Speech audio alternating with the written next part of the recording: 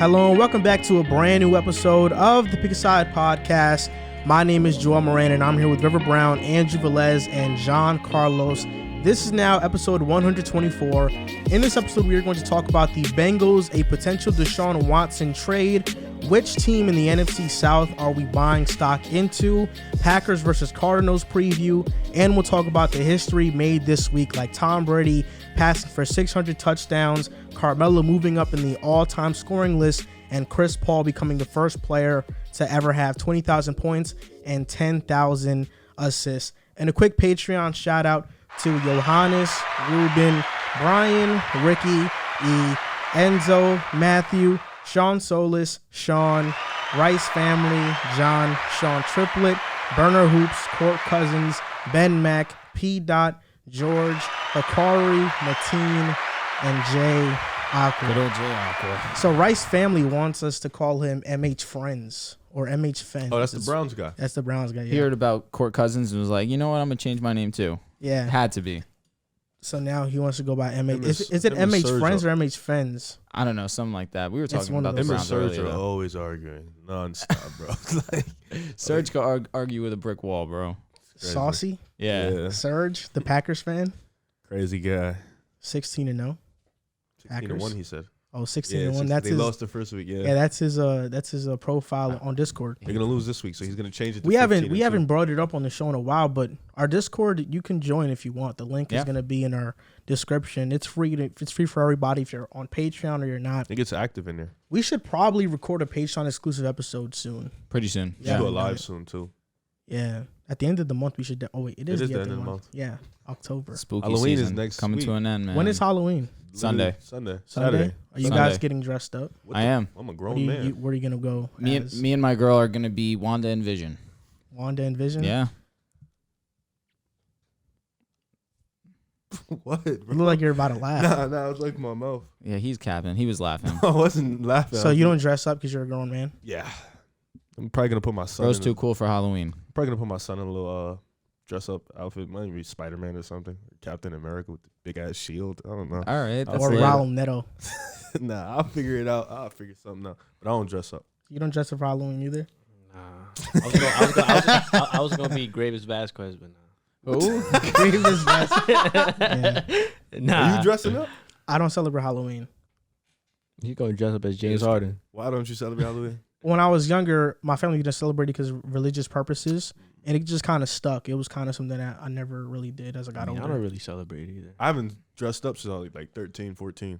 No, I've dressed up for a few. I stopped going trick-or-treating when I was like 13, 14. Tough. I mean, Yeah. you have a girlfriend, so I feel like that's why you're Facts. That's dressing up. basically. Yeah. I ain't dressing up regardless of nothing.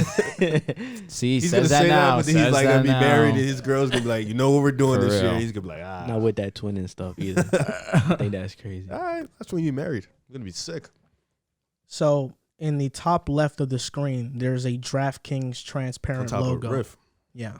Oh, there it is. Yeah. Looking you at can it see right now. Here. It's Yeah. got to be right there. It's right there. It's somewhere here, right? Okay. So yeah, it's here because we have joined this network called the Basketball Podcast Network from Amaze Media, and they are sponsored by DraftKings. So that means we are sponsored by DraftKings. It's an affiliate partnership. We still own the podcast and all that good stuff. So we thought it was beneficial for both of us to join in this group, in this network. So that's why we did it.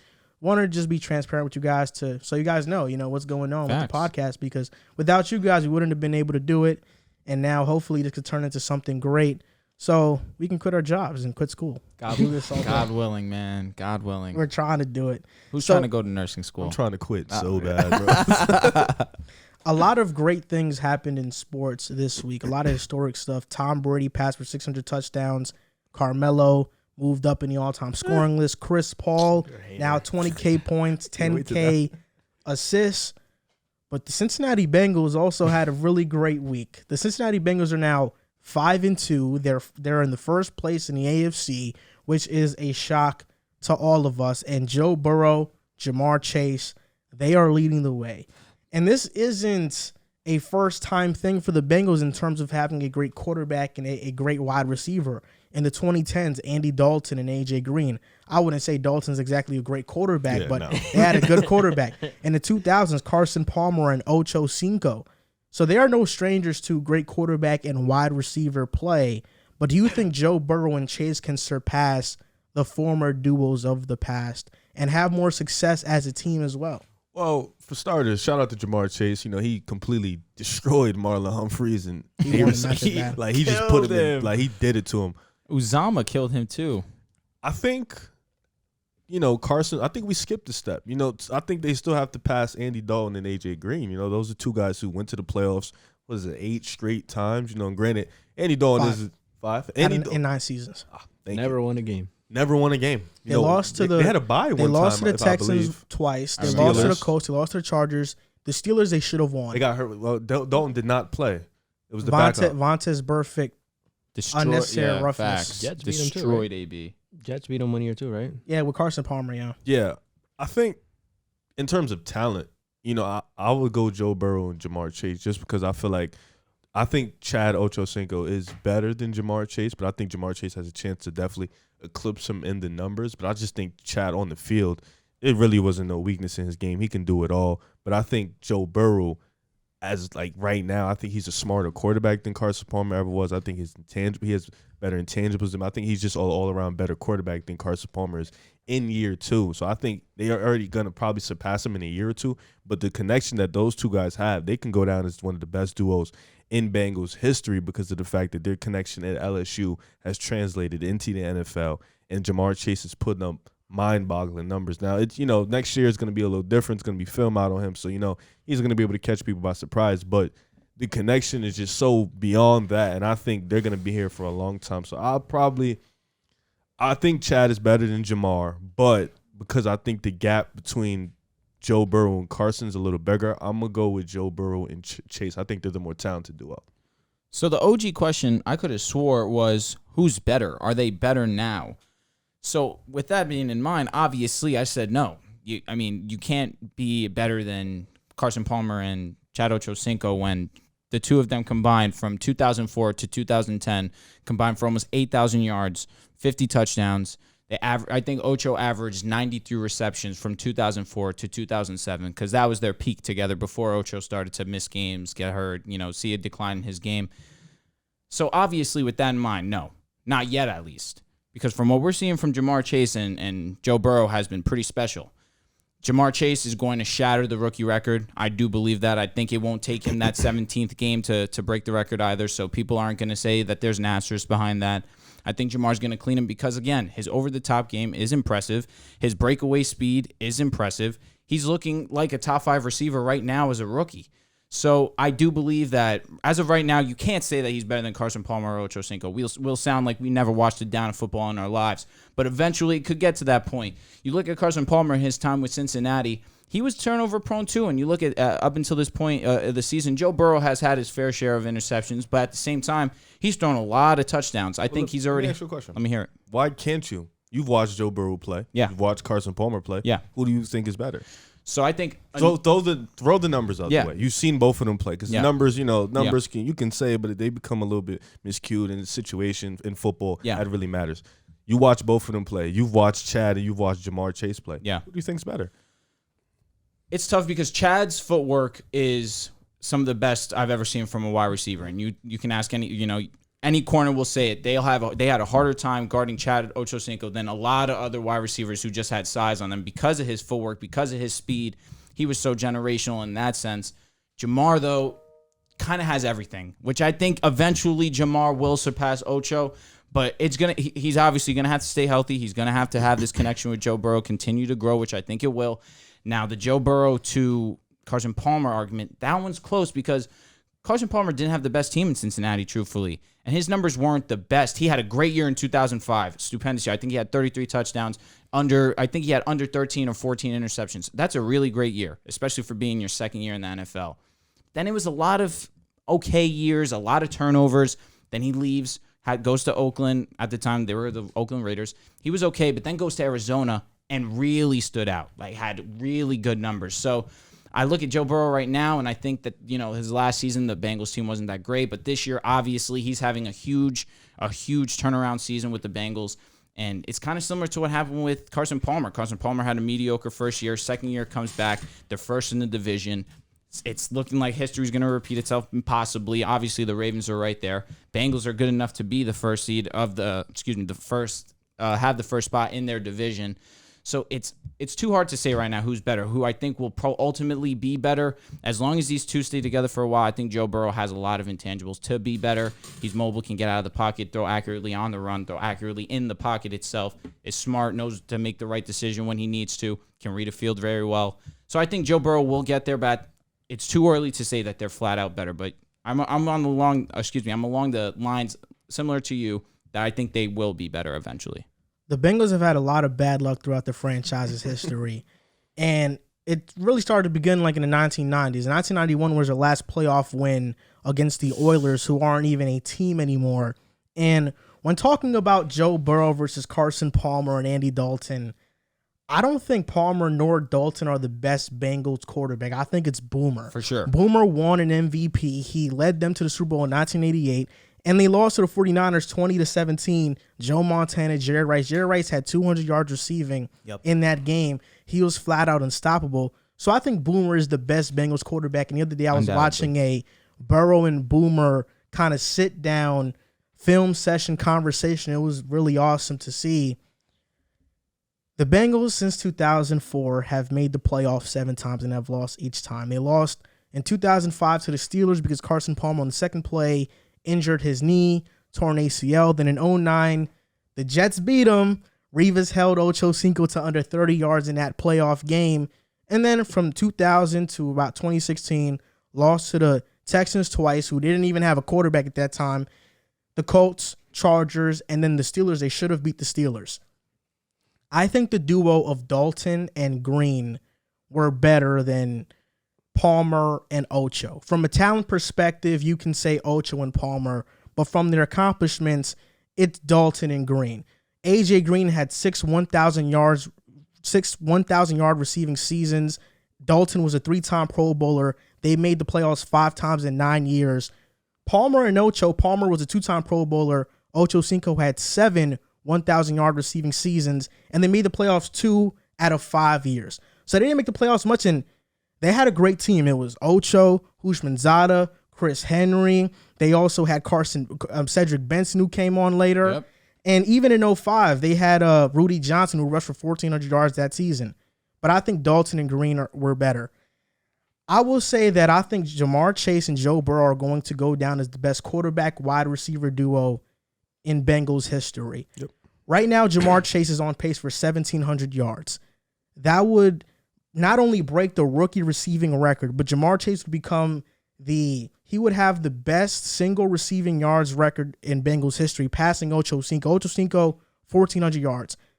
Joe Burrow is on pace to pass for 39 touchdowns, which would surpass Andy Dalton's mark right now of 33 touchdowns in a single season, which is the best in Bengals history. So Joe Burrow can hold the best season for a quarterback in Bengals history this year, and Jamar Chase can hold the record for the best receiving season in Bengals history this year. And we're talking about somebody who's a rookie in Chase and a second-year player in Burrow who tore up his knee in his first year and came back earlier than expected. My gut feeling tells me this duo is going to be the best. My gut feeling also tells me, based on a track record, winning at LSU, they're going to break the curse of losing in the playoffs, Burrow and Chase, and this team as a whole, because this team, great defensive line, they get after it, tremendous run defense, Awuzie breakout season, Eli Apple having a comeback year as well, Mike Hilton in the slot. Their linebackers are very good. Logan Wilson's one of the better ball hawks in the NFL at that position. If they can get this offensive line right to a great or elite level, the Bengals can be a team, a force to be reckoned with for years to come. And I think this is just a start. They're 5-2 right now. I'm not sure if they'll finish first in the AFC, but I have a lot of confidence they'll be the best team in the AFC North this year. Best team as in best overall team. They'll finish with the best record. Okay. So wait, so I'm confused there because you said that they won't. You're not sure if they'll win the division, but you think that they'll be the best. No, he team. said they're not sure if they'll win the conference, but they'll win the division. I'm sorry, I wasn't. All right, fair enough. Okay, not too much pushback there, truthfully, because obviously I'm looking at the Ravens. They're banged up, but even still, They've been a solid football team. We just saw the Bengals smoke the Ravens. They just got smoked. They got smoked for sure. They just did it to him. Yeah, and that was at Baltimore, correct? Yes. Yeah, that's pretty crazy. I'm not ready to lose hope on the Ravens' success this season, but at the same time, I'm looking at the Bengals, and they're looking very complete. And this is without Tyler Boyd or T. Higgins really getting involved in the offense at all. We're seeing C.J. Uzomah really be the second breakout player. Joe Mixon started the season off very hot. He got hurt, kind of fell off a little bit, but still doing enough to have an effective run game where you can't just scheme for Jamar Chase and double him and try and take him out the game. Because you can't really do that, because then that's when T. Higgins, C.J. Uzomah, Tyler Boyd come into play. So it's tough to say that they're going to be number one in the division, obviously, because you see the Ravens and how much success they've had. But at the same time, their defense is clicking, their offense is clicking. They're having immediate success with Jamar Chase and Joe Burrow, which is paying dividends. So I mean, it's not out of the realm of possibility that we do see them win the division. I just not ready to say it's a lock yet, because obviously the Ravens have earned that respect. So if Jamar Chase, say for example, he gets to 1,700, would you immediately put him over AJ and Ocho? Longevity-wise, no, you can't. But when we talk about Peaks? who had the best receiving season as a Bengal, even if Jamar Chase gets to 1,500 yards, it's him. He's going to hold that. Ocho's at 1,400, like 1,456 yards. If Jamar Chase gets to 1,500, he's number one. You know what's crazy about that, too? I remember in A.J. Green's year when he had about 700 yards in about 7 games, and he was on pace to do what Jamar Chase was doing. Not probably at the same level, but he had 100 yards repeatedly. They were losing, though. And then he got hurt and messed his foot up, and that was the end of the A.J. Green era in the Bengals. It kind of reminds me of that situation now where Jamar Chase every week is just going out there, and he's just putting up gaudy numbers, and he's just dominating. And this is with two guys who he was a third receiver coming in. You know, T. Higgins, Tyler Boyd, those are guys in front of him. And now he's asserted himself as the number one guy in his rookie year, which is pretty incredible. I'm still say Baltimore going to the division though, but they did just lose. It's tough, but I'm still. The Bengals have a tough schedule, but they do face the Jets. Number one in the and conference. they see Baltimore one more time, right? Yeah. Who's number one in the conference right now? The Bengals? It's the Bengals, yeah. That's crazy. But it's tiebreaker because Yeah. the Ravens they're 5-2 as well. There's a lot of teams. I think there's It's about not two tough because they beat the Ravens. The Titans are 5-2 right now as well. Bills. So there are a 4-2. lot of teams at that top right now, but the Bengals own the tiebreaker, so they're first in the AFC. Yeah, right the now. conference is definitely going to be tough for sure. To be number one in the conference would be impressive as sin, but I don't know if they could pull out being number one. They could win the division. I'll easily bet on them winning the division before them winning the conference, but I'm looking at the Bills. I'm looking at, obviously, the way that the Chargers have played. Can't count them out, obviously, but Bengals look really good. Their secondary looks solid, and their rush defense obviously looks really good too. So how do you feel about Jamar Chase and Burrow? I mean, I pretty much kind of agree with all of you. I've been looking at Carson Palmer's raw numbers, and outside of that one season that you alluded to in 2005, no other season really stands out to me as an elite season throughout his career as a Bengal.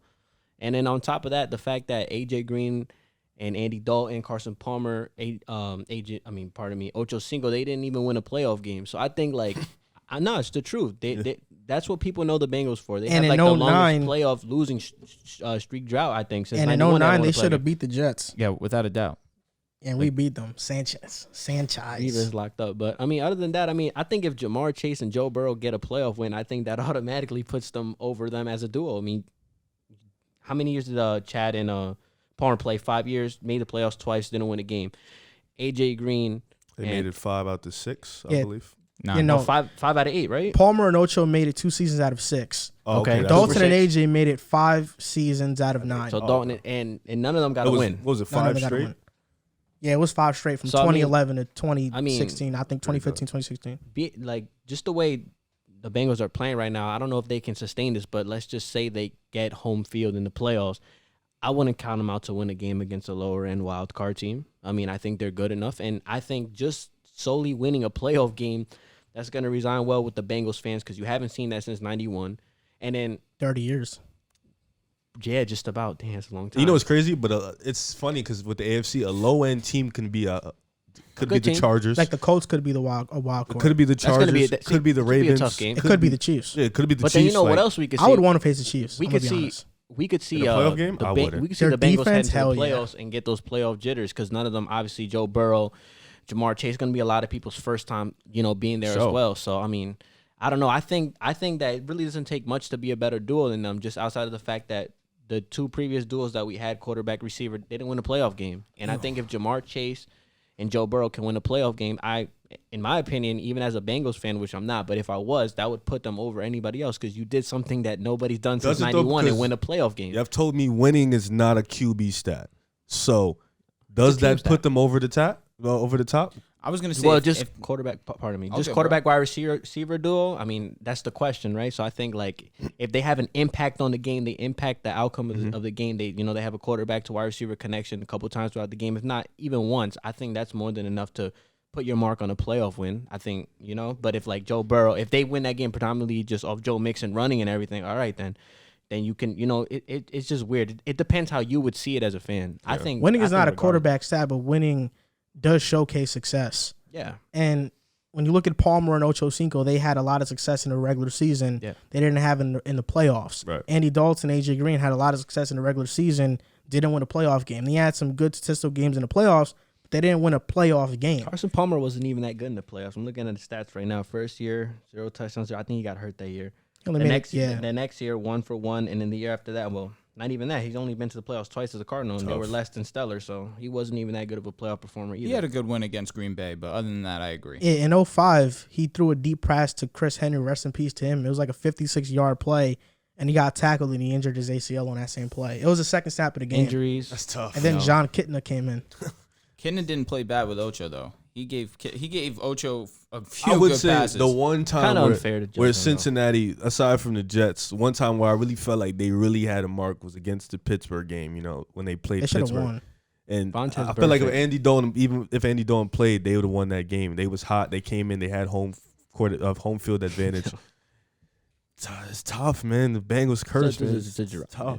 And then, Didn't they miss a field goal and then they iced him and he made the field goal, right? That's what it was? Something No, like they scored and Pittsburgh got the ball. that. AB hit put him into Ah, field goal that range. is AB what hit it put him in the is. field goal range and Yes. they lost. I mean, what do Yes. you guys think? I mean, if Jamar Chase and Joe Burrow get a playoff win, I mean, that should be more than enough to elevate them as the best duo. I mean, No, 'cause if Joe Burrow holds the record for the most touchdown passes in a single season by a Bengals quarterback, and Jamar Chase, I think he's already better than Andy Dalton, just me personally. yeah, I do too. yeah. If Joe Burrow and Jamar Chase finish this season holding records in both of their respective categories, Burrow in touchdown passes and Chase in receiving yards, and they win a playoff game, yeah, I think I would put them over. It's a curse, though, man. These guys haven't won since '91. The thing That's a is, long time. AJ and Chad have the longevity records for Cincinnati. So it's like, Oh no, It's yeah, tough. longevity. Regular season wise, I mean, it's too early. One guy's Yeah, a rookie. but I mean, if Burrow and Chase give them a historic yep. individual season I think on top of a But if playoff they, win, yeah, if they lose the playoff, then I think it's I going mean, to be when's the like, last time the Bengals have won that division as well? If they win the division too, like when's the last time they won the division? I would It have had to be that fact check year. that. when they No, played they- Pittsburgh. I was going to say Got it right there. they had a few with, what's it called? It was that year. That was a minute ago. What was that, Yo, 16, the 15? Bengals were good with AJ Green and Andy no, Dalton. they They were a were good really team. good That's teams. why the Bengals have always had pretty good teams. Yeah, It's were just good. they don't win in the They don't win. playoffs. They're like, They came in first in 2013. They were 11-5, and then 2015 they were first as well. They went 12-4. that was that year. They're kind of like the Kansas City Chiefs when they had Alex Yep. Smith. But they went 12-4 and had to play a wild card round. That sucks. Yeah, it's terrible. It's life. Get better. Who'd they lose to that year? Pittsburgh. Pittsburgh, right? Get better. That was the year we won. The Super Bowl, Yeah. that was when Payne was washed. Yeah. Did enough though. You guys got and he carried. played Denver amazingly defense against the got carried. Patriots. No, I mean he did his job to get us there for sure. But in the Super Bowl, he got carried. Brock He Osweiler. was saying throughout the season he couldn't feel his fingers. Yeah, man. It was He was crazy. He was on some bug shit, bro. He wanted the season to be over so bad. Thank God we won. One of the hottest headlines in the NFL right now is Deshaun Watson, because his name is in the mix for potential trade and suitors. Right now, the Dolphins, the Panthers, I think even the Eagles and Washington are in the mix. But the two main teams are the Dolphins and the Panthers. And the Texans have told teams, you're going to have to match Miami's offer because Miami's offering you the most. Now, and just this is your opinion, this is what you think. Where do you want to see Deshaun Watson go? Carolina or Miami, or it can be another team of your choosing that's a realistic destination. Well, first of all, I think the Eagles can match any offer Miami puts out there just because we have the picks, but that's a topic for another day.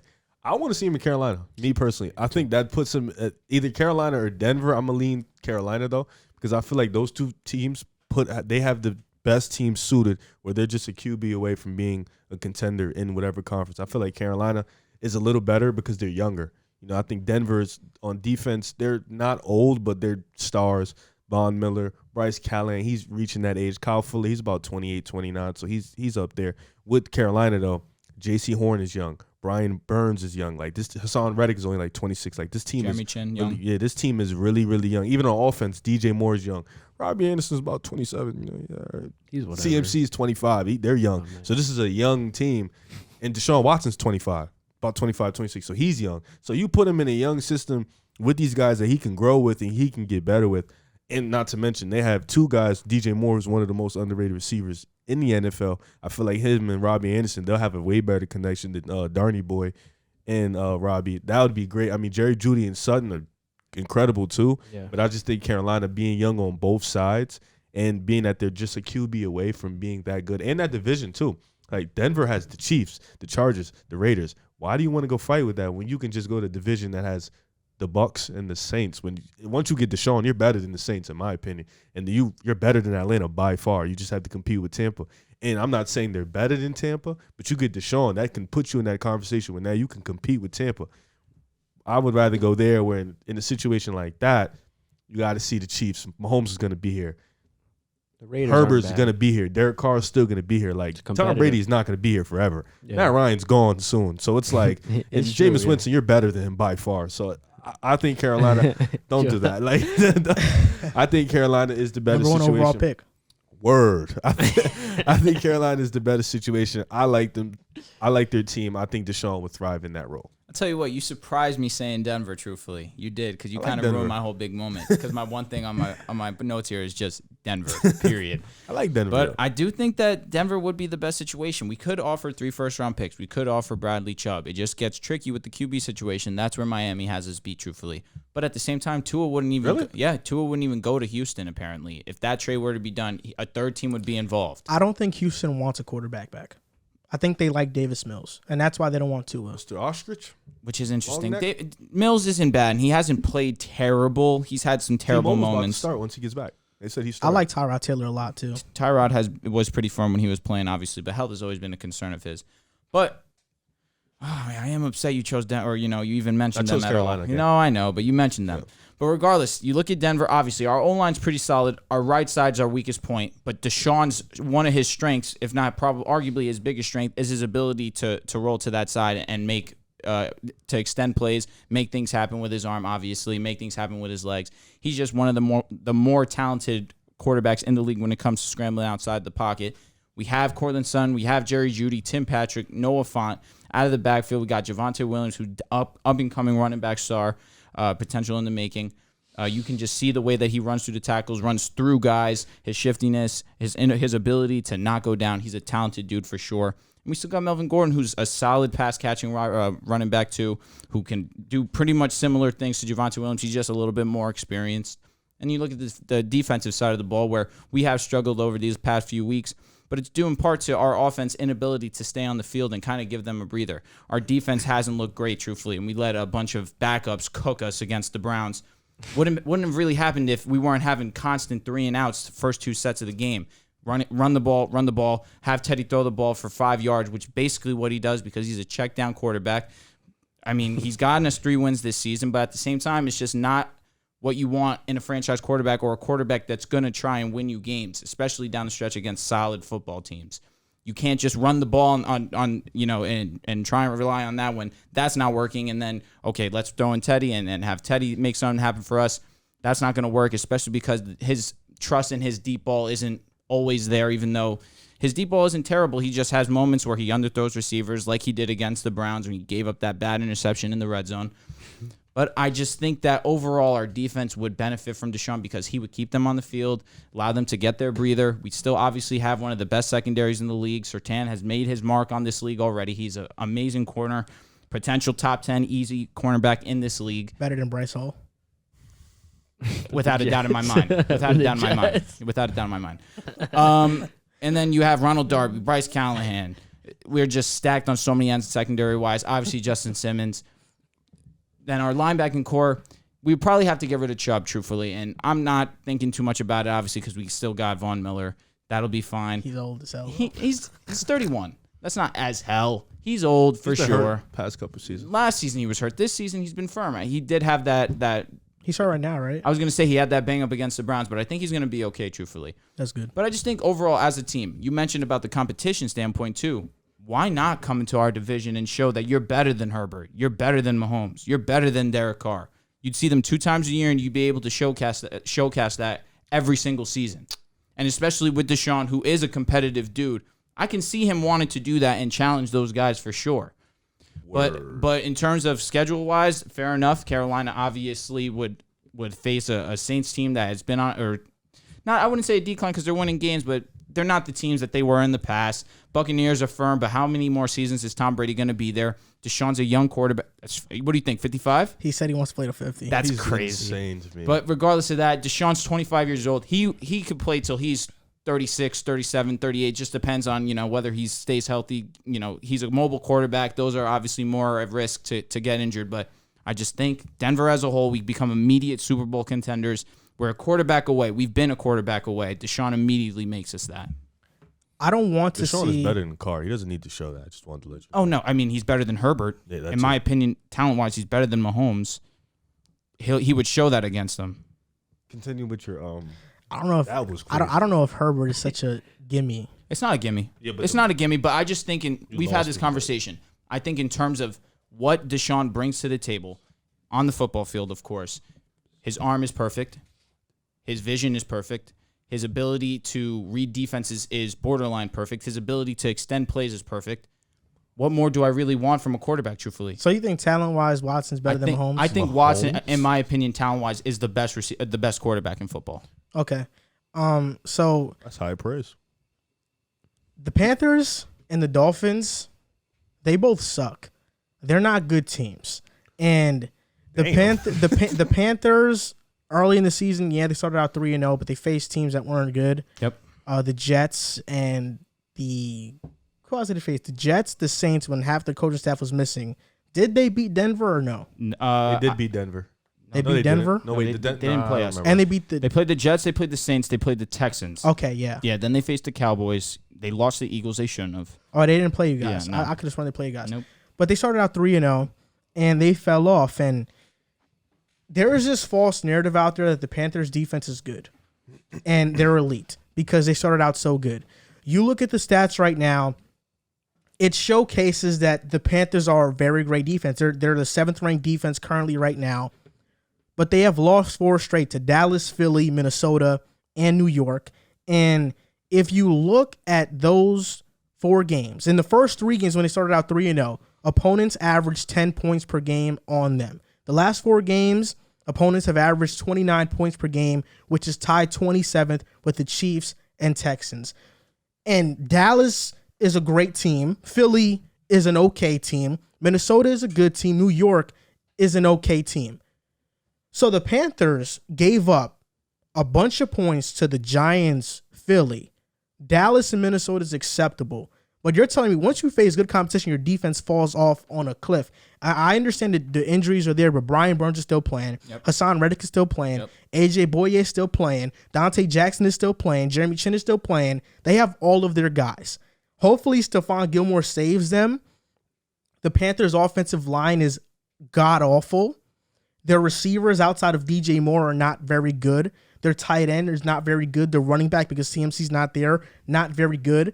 The Panthers aren't this glamorous situation everybody thinks that they are, even though the jerseys are the coolest in the NFL. As a team, they're not glamorous. In the Dolphins, I was skeptical about their defense last season because they didn't let opponents score, but they let opponents get a shit ton of yards. And now this year, They're letting opponents get a shit ton of yards, but now they're converting it into points. Yep. So now they're one of the worst defenses in the NFL. I think the Dolphins have better weapons than the Panthers because of Waddle, because of Parker, because of Gesicki, because of Preston Williams and Will Fuller. And Myles Gaskin, now that CMC's out, yeah, he's the better running back out of, him and Chuba Hubbard. My sleeper team CMC? He's coming back soon. Yeah, I know, but yeah, when though? Nah, but that's a tough. I think the Panthers are running him to the ground right now. Yeah, it's tough though. But I think if they get Deshaun, they don't need to. I don't want Deshaun to go to Carolina. I don't want him to go to Miami. I want him to go to the Pittsburgh Steelers. I think the Pittsburgh Steelers have a roster in place for Deshaun to win now. Receivers in place for him to have success right away. And their defense isn't fake good. It is good. It's not like Carolina. They're pretenders. Yep. The Steelers have a great defense. And yeah, their offensive line isn't good, but Deshaun Watson has been playing with a bad offensive line since he got into the NFL. It's not that big of a deal. I want to see him go to Pittsburgh because I think they are legitimately a quarterback away and an average offensive line away from being a top team in the AFC, and he could be Ben Roethlisberger's replacement. I'm not opposed to it either. Deontay Johnson, obviously. Claypool, obviously. Juju's on a 1-year deal. I don't know what happens. They bring him back Juju's again. injured for this season. Oh, you're right. James that Washington did just is come there. out. James Robinson, he has the talent, James Washington, does have the talent to be a solid wide receiver, just hasn't had the opportunity up until this point. I think he's a free agent also as well at the end of this year. And a tight end, Pat Freiermuth. I like him. He has some good moments too, but obviously the big name that we haven't mentioned, Najee Harris, and his ability to catch balls out of the backfield, his ability to just have the ball in his hands and carry it, whatever you need Najee Harris to do, he will do it for that team. And I know that Pittsburgh isn't a realistic option, but I think if Deshaun goes to Carolina or Miami, he's going to waste his career the same way he would have done in Houston. He still does have a no trade clause, so he's going to have to let them know whether he wants to go there or not. He has said he doesn't want to go to Carolina. He doesn't want to go to these other teams. The one team that is firm that he would go to is Miami. They have a lot of masseuses there. And believe it or not, that's unfortunate. That's a crazy joke. Yeah, that's strong. Another team that he said that he's interested in going to is Denver. That's really the only two teams that he's really come out and said that he wouldn't mind coming is Miami and Denver. Yeah. That's interesting because obviously the no trade clause makes things harder. And Miami. I hope he comes to Philly. Miami for weapons. I think he already said he doesn't want to go to Philly. I don't know, bro. Philly isn't it, man. What do you? They're not it. Bro, stop. Weapons wise, they don't even come anywhere near Miami, Carolina, us. So their defense is bad too. Their rush defense is solid. Our defense is bad because we get off the field easily, and we're not running. Very good point. We're not running the proper scheme for our boys up front. But at the same time, you don't have anything like we have our pick, Miami's pick, and Colts. I mean, we still have all of our picks, and we're terrible. We easily could. But we have our pick and Miami's pick, dude. After losing to the Browns B team, C team, maybe I wouldn't put it past us if we didn't win another game this year. Our pick's going to be amazing. Yeah, your pick. Our pick's going to be amazing, and Miami's pick. That's a fact. You do have two great picks. And we give him Jalen Hurts. So, JC, where do you want to see Deshaun Watson? I kind of agree with Rivs. I like that Carolina. I like the Carolina pairing. I mean, DJ Moore, Robbie Anderson are good. I don't really know how much longer Robbie Anderson is going to be there. I heard that he doesn't really like playing with Sam Darnold. I mean, I've read a report. Deshaun. Deshaun Watson is definitely. If Deshaun Watson goes to Carolina, he's going to revive Robbie Anderson. Robbie Anderson is not good right now because he's never been good with Sam Darnold. I wouldn't say never. He was all right in New York. Because Sam had to force feed him. That was the only receiver there. His best season came with Josh McCown, who was like 39 years old, but like he was even more accurate than Sam Darnold. I remember that. And Robbie Anderson, he threw shots at Sam when he got to Carolina because I think in his first couple of games, Robbie was doing really good. And then somebody replied, "It's nice to finally have a quarterback that doesn't overthrow you." I mean, I think he liked it and retweeted it and co-tweeted it. Can I ask you something? Probably miserable as hell. Sam Darnold and Robbie Anderson haven't connected since the Jets. That deep passing against the Jets. That was the only time this season that they connected for a touchdown. Yes. Are you serious against the Jets? Yeah. Oh my God. I got a question for you guys. That's crazy. Sam Darnold got another opportunity, but with the Jets, he was horrible. Why hasn't Gardner Minshew got an opportunity? Because with the Jaguars are a bad organization, and Gardner Minshew with them didn't play horrible. You think he's gonna play over at Hurts? I don't think he's going to do it, but I felt like in the offseason, the Panthers should have traded for Minshew instead of Darnold. I think Minshew is a better quarterback than Darnold. I don't know why. Yeah. I thought Minshew was all right in Jacksonville. I thought he played fine. He was good. He played with whatever they gave him, and he did all right. He makes winning plays. I don't know why. The only thing that's kind of a turnoff about the Panthers, I agree with you, they kind of do run CMC into the ground a lot. I mean, he gets a lot of touches from the backfield running the ball, so that's why he's injured. I was gonna say Deshaun. That question. I think that could help him, but like a CMC Deshaun Watson duo would be like amazing because that's a superstar running back. When he's healthy, he's a top 3 running back. Out of Miami, Denver, it's another receiver Carolina, too. Deshaun, CMC, DJ Moore. Who's beating that 3-man tandem?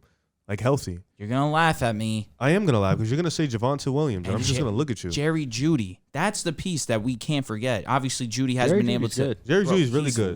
He's good, but I think CMC's the gap that really puts CMC's a superstar. He has to stay healthy though. That's I think getting Watson would help his health because he doesn't have to do too much. I think Denver has better weapons all around. All around. I think DJ Moore is one of the more underrated receivers in the league. Sure. Yeah. When you have Jeudy, Sutton, that's it. Hamler's out for the year, that hurts. But Tim Patrick is really good. Noah Fant. I think from an all-around Melvin standpoint, Gordon, Javonte Williams. Denver definitely has better weapons from an all-around standpoint. But back to my question, I feel like coaches and GMs overlook Minshew because of his arm strength. But the bottom line is that he makes good plays. I don't think he's a franchise quarterback, but he's definitely a good bridge quarterback and is better than Sam Darnold. I don't think Sam Darnold is good. Truthfully, you're down bad when you're talking about Gardner Minshew coming in to take over your franchise. That's number one. I mean, he went 1-15 with the Jaguars. He didn't play terrible, but obviously still didn't have success. No. He didn't go 1-15. He didn't start every game. You're 100% right. He didn't. I don't think he. He went 0. No. He went 0 and whatever. But obviously, look, that sounds terrible. But at the same time, he didn't play horrible. He wasn't horrible. He actually won their game. He was 1-7. So then what happened? Did he get hurt? He did get hurt, but he threw 16 touchdowns, 5 interceptions. I mean, if you're a bridge QB, you're not really like. And he's like a Teddy? His quarterback rating was 96. Is he like a Teddy? In a way, he's like a Teddy in a way. Yeah, he might be a little bit better than Teddy. I'm gonna be honest. Because he franchise have trusted Teddy. But this is what I'm saying. Gardner Minshew and Jacksonville, both seasons had an above 90 quarterback rating. 21 touchdowns to 6 interceptions his rookie season, and 16 touchdowns to 5 interceptions his second season. And in his rookie year, he went 6-6 with Jacksonville. 1-7 the next year. Yeah, but like Minshew has been way better than Sam. And when you look at Jacksonville's weapons and the Jets' weapons, I mean, they were eerily similar. I agree. And so coaching you're saying too. Minshew deserves it, but where would you put him? Like I said, if I was Carolina, I would have rather traded for Minshew than for Darnold. I think the record would be different? Yes, I do. 100%. 100%. It was funny. Darnold has 7 interceptions. Darnold has 7 interceptions in his last 4 games. Yeah, Darnold's been really bad lately. Minshew's never thrown that in a season. He's thrown 1 less. He threw 6? Yeah, in 8 games. I mean, bro, are we even at the halfway? Who'd you say he played? You said he's played Dallas. Understandable. Okay, we're gonna put that to the side. Who else they lost to? The Giants. He just lost. They got blown out by the Giants. He got benched. That's not understandable. We're not taking that. Eagles. That's not understandable. We're gonna put. He that. made Darius Slay look like the best corner in the league. The Vikings. Darius Slay's dope. Nah, he's great, but come on, Don't do that. Don't do that. You tried to do that. Don't do that. Nah, Darius Slay's been pretty. Vikings. All right, so the 3.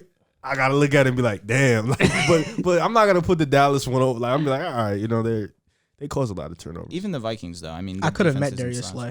You folded. We know, bro. You folded. Tell us the story. You folded incredibly bad, Mr. I didn't recognize him. It's crazy. I didn't recognize him. He has a regular face. Like I know. He looks like a typical hood guy. Like a guy we just regularly see. I don't know how you didn't notice him.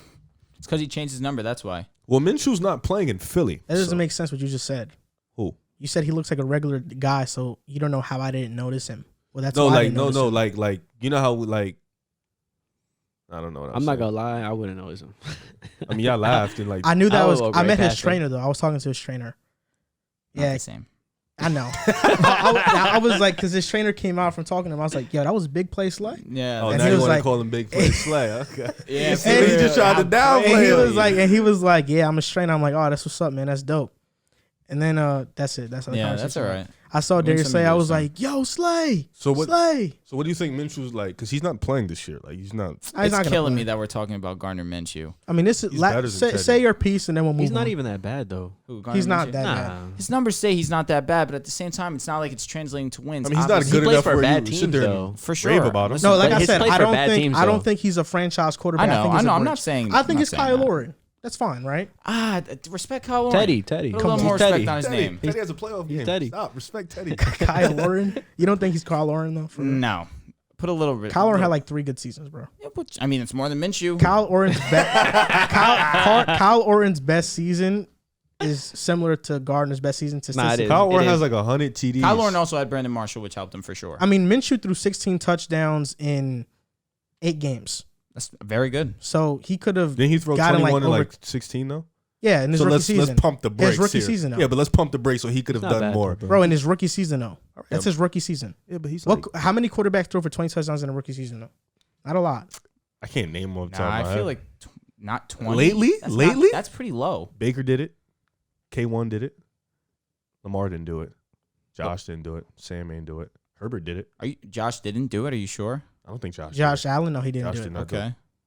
Dak did it. I think. Luck definitely did. Luck did it. Dak I mean, you're did it. talking about franchise guys. RG3 Like, definitely Well, did. they didn't know Dak was a RG3 was franchise nasty guy. that year. Mark Sanchez didn't do it. yeah, I mean, Dak definitely did. it. Tannehill didn't do You it. guys say his name way Wentz too much. didn't do it. 12 touchdowns Wentz this threw like year. 16. Yeah, I said Dak. He it's did. it's rare, and especially as efficient as Minshew did it, it's pretty rare.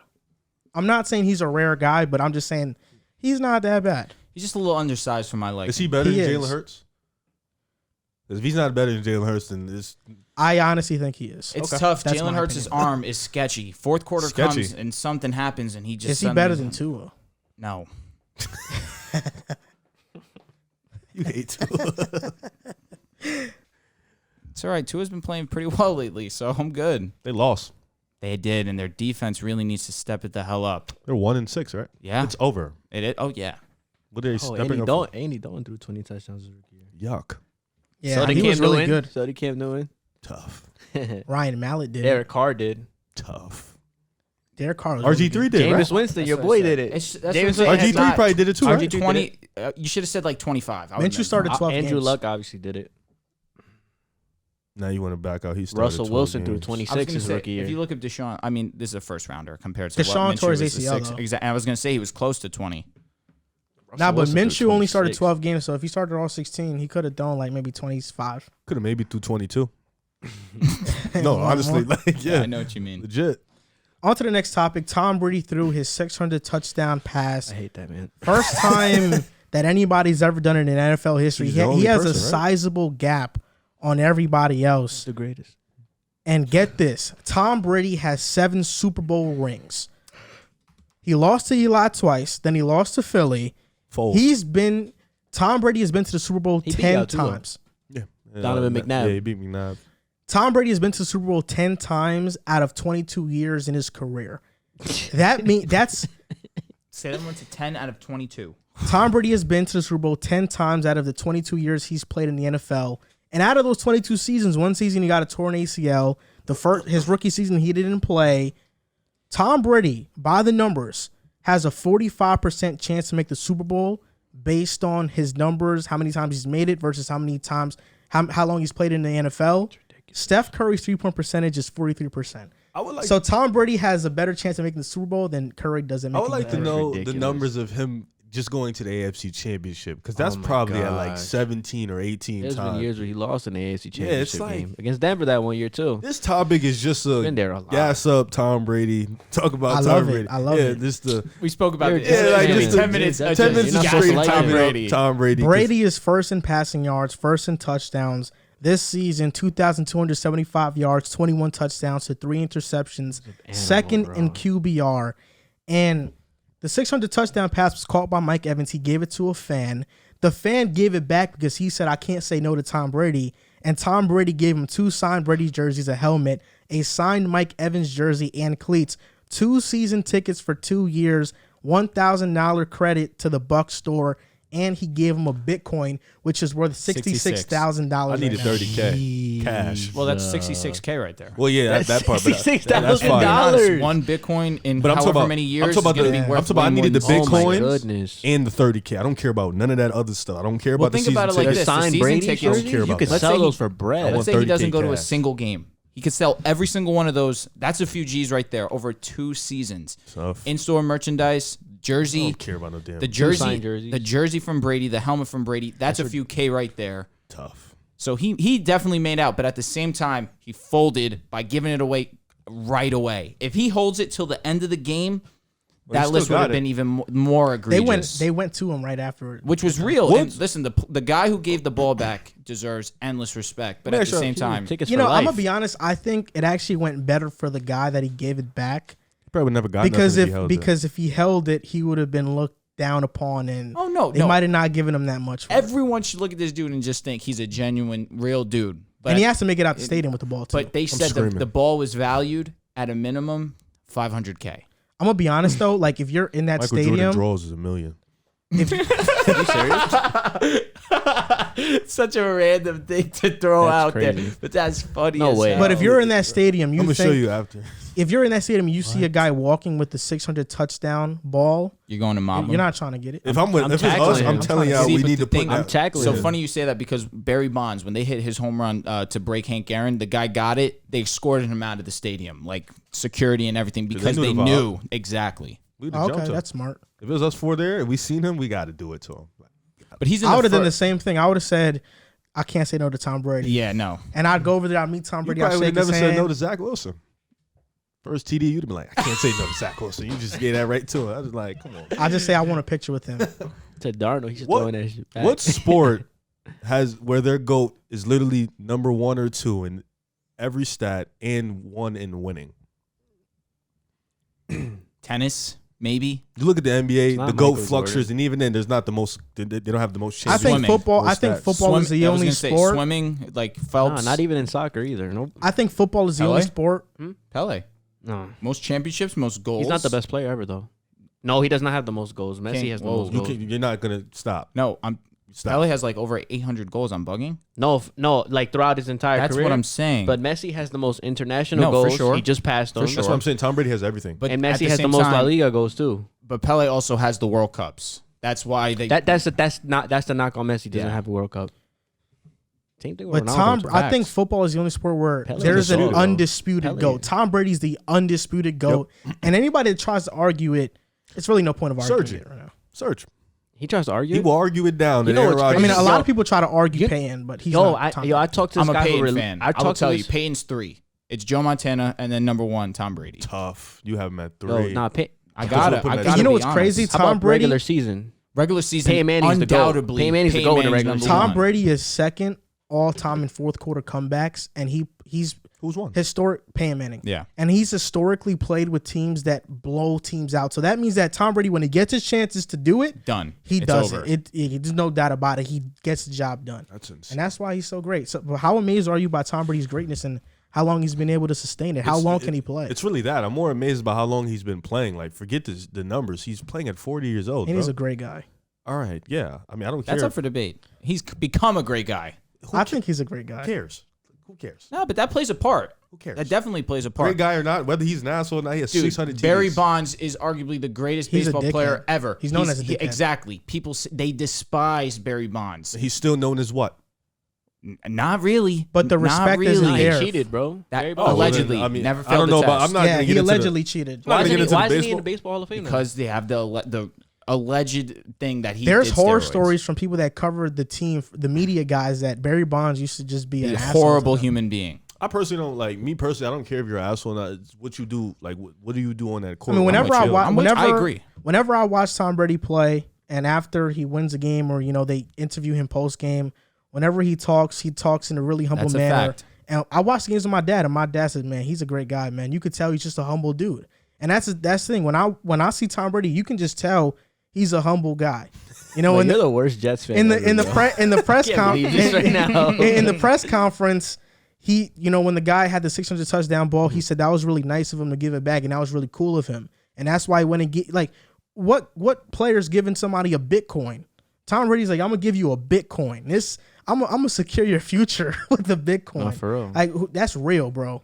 That's real. I mean, You seem really excited about him as a man. I just think Tom Brady's great, bro. man. I mean, we're Jets fans, bro. We know firsthand how You just great said you this guy hate is. him. I hate him, but like I don't hate Tom I Brady. respect him. I hate him, but I respect him. I love Tom Brady because I think when you're watching somebody that's doing something at such a high level, Can't. you have to respect it. You have to just honor the greatness. Yeah, Because Tom, I think you can honor the greatness and still hate them. that's what I do. But I not know me. he's great. I just have huge admiration for Brady because you got to understand, for Brady to be doing it this long, to be this good for this long, he has mastered the quarterback position. He has mastered mechanics. He has mastered reading defenses. He has mastered adjusting his protection, reading things pre-snap.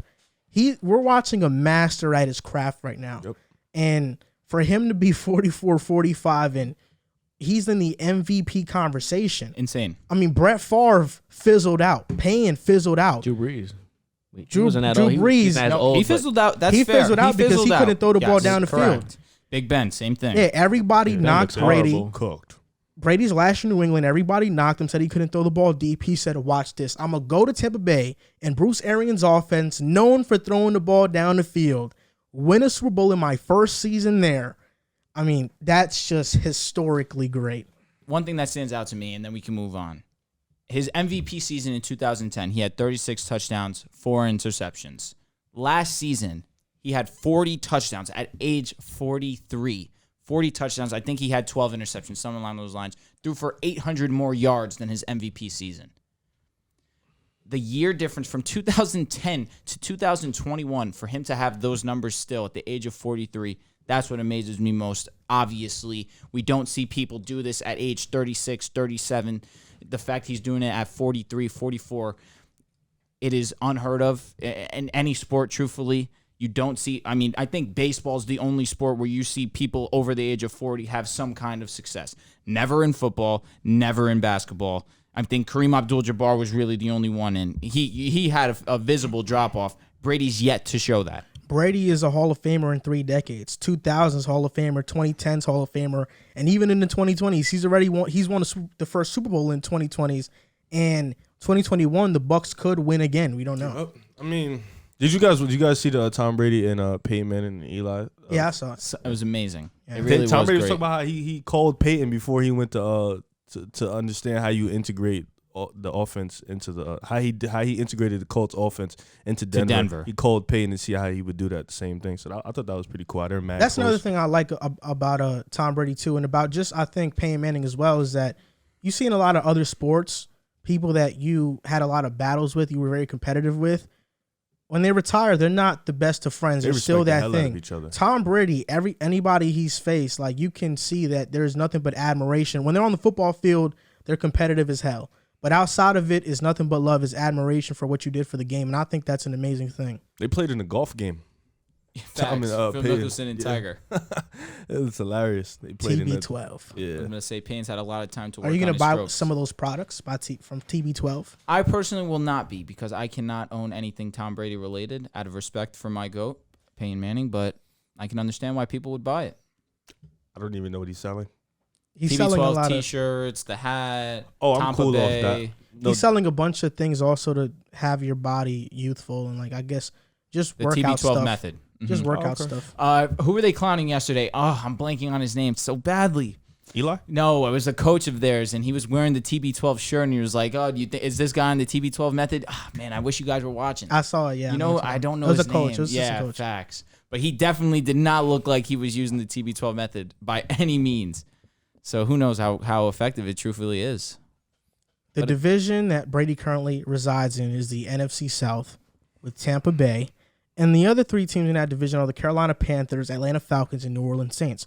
We're going to have a little fun segment here. It's called Buying or Selling. And it's kind of like buying stocks or selling stocks.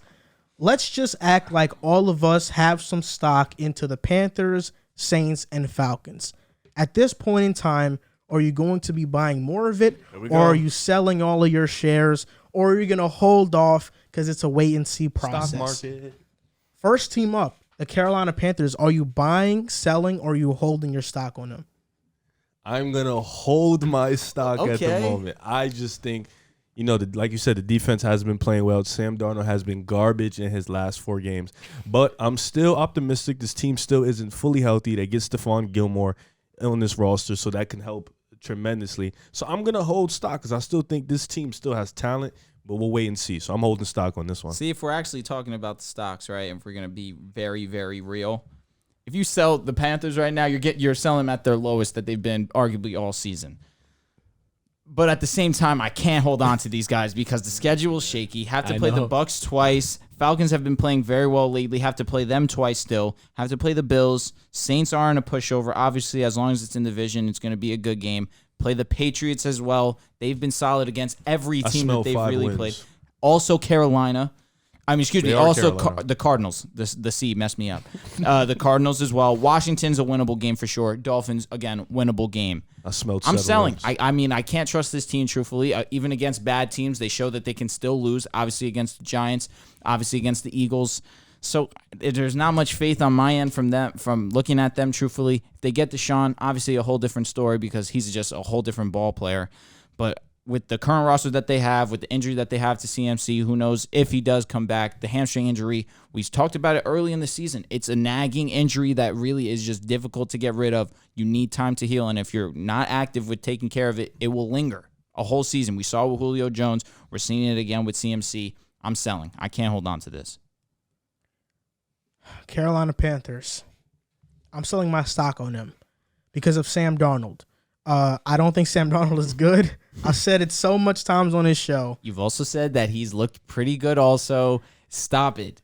Against the Jets. Nah, but then again, the week after the Saints. And I repeatedly said on this show, I don't think those wins were noteworthy at all. After like the second loss, which, listen, I'm with you. At the Saints, listen, I was in for a second. I was in. It's all right to say you were in, but then they're showing their true colors. I was in because of their defense, not because of Sam. I think Sam is bad. We're talking about the team right now. And even if Deshaun Watson goes there, I don't know if he's going to play this year because, of his ongoing case. I'm selling my stock on the Carolina Panthers. Yeah. I don't believe in this team whatsoever. Tough.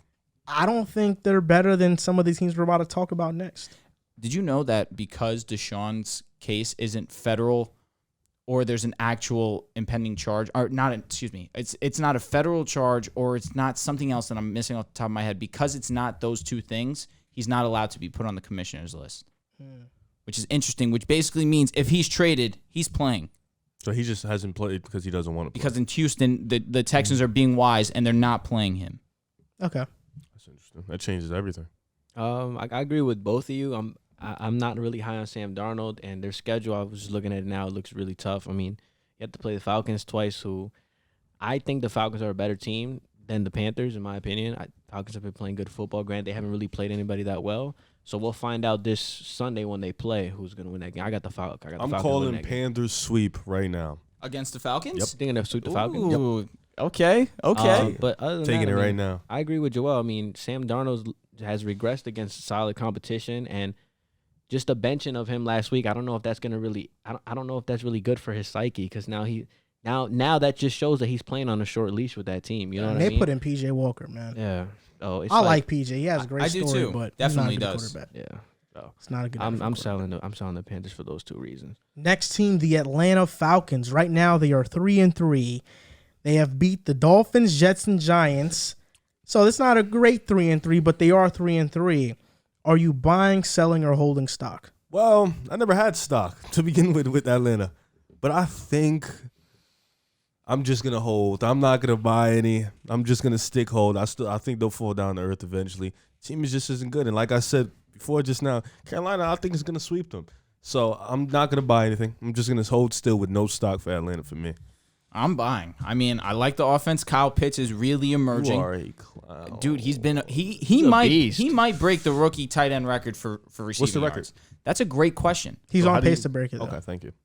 He looks spectacular. The one person that's giving me some kind of pushback, though, is Calvin Ridley. We really haven't seen him put his foot in the ground and really take off without Julio this season. Obviously, he missed 2 games, one for personal reasons. I think he had I think they might have had their bye already. So early on, he just hasn't been what you've been expecting. He's had a touchdown in a few games that have really saved his stat line, but the yardage really hasn't been what we all were expecting how he was last season. Julio was gone last season, and Ridley was still he was unbelievable without Julio. But even still, I just like the way that they've integrated Cordero Patterson into this offense. He really has been a very solid piece for them. Arguably their best offensive weapon right now through the run, in the pass. Doesn't matter. Matty Ice just loves giving him the rock. Mike Davis has been a question. He really hasn't been consistent at all this season. But I do trust Cordero in the way that they've had him, or they have his role currently in the offense. I love the Falcons. Defensively, run defense has been solid. Last season it was good. This season it's been good. The obvious hole is the secondary. The secondary really isn't all too great. But as a whole, I love the way that Matty Ice has been playing. I love the way that Pitts looks. Calvin Ridley is inevitable that he turns up, especially with the emergence of Pitts. I do like the Falcons. I'm buying. I'm buying too because of Kyle Pitts. Tough. You compare Kyle Pitts to Julio Jones in their first 6 NFL games. Julio Jones had 488 yards receiving, 28 catches, 2 touchdowns. Pitts has 471 yards, 31 catches, and 1 touchdown. And they haven't been using Pitts in the offense. They just started. They really just started against the Jets. The Jets game was really Kyle Pitts' breakout game. I think Matt Ryan has been playing at a high level for a couple of seasons, but because he's in Atlanta, nobody talks about it. I think their defense looks okay. A.J. Terrell has taken a big step. He's a solid corner now. Falorunzo Aluokon has been a great tackler for them. But Calvin Ridley worries me, and his situation worries me. I don't think he's an elite receiver. I don't. I think he had one outstanding year last year, and his value shot up.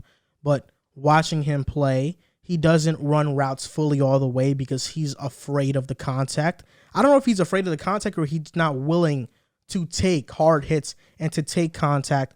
He did step away against the Jets because of a mental health thing, and I respect that 100%. But Calvin Ridley, the fan base is frustrated with him right now and how he's been playing. The coaches are frustrated with how he's been playing. You can see it doesn't look like he's giving all of his effort out there. I don't know if Ridley is going to bounce back, but I think the Falcons, based on their upcoming schedule and how Pitts has been playing, and I think Matt Ryan is still a very good quarterback, they're going to win some games, and they can be one of those teams that's left standing for in the hunt at the end of the season.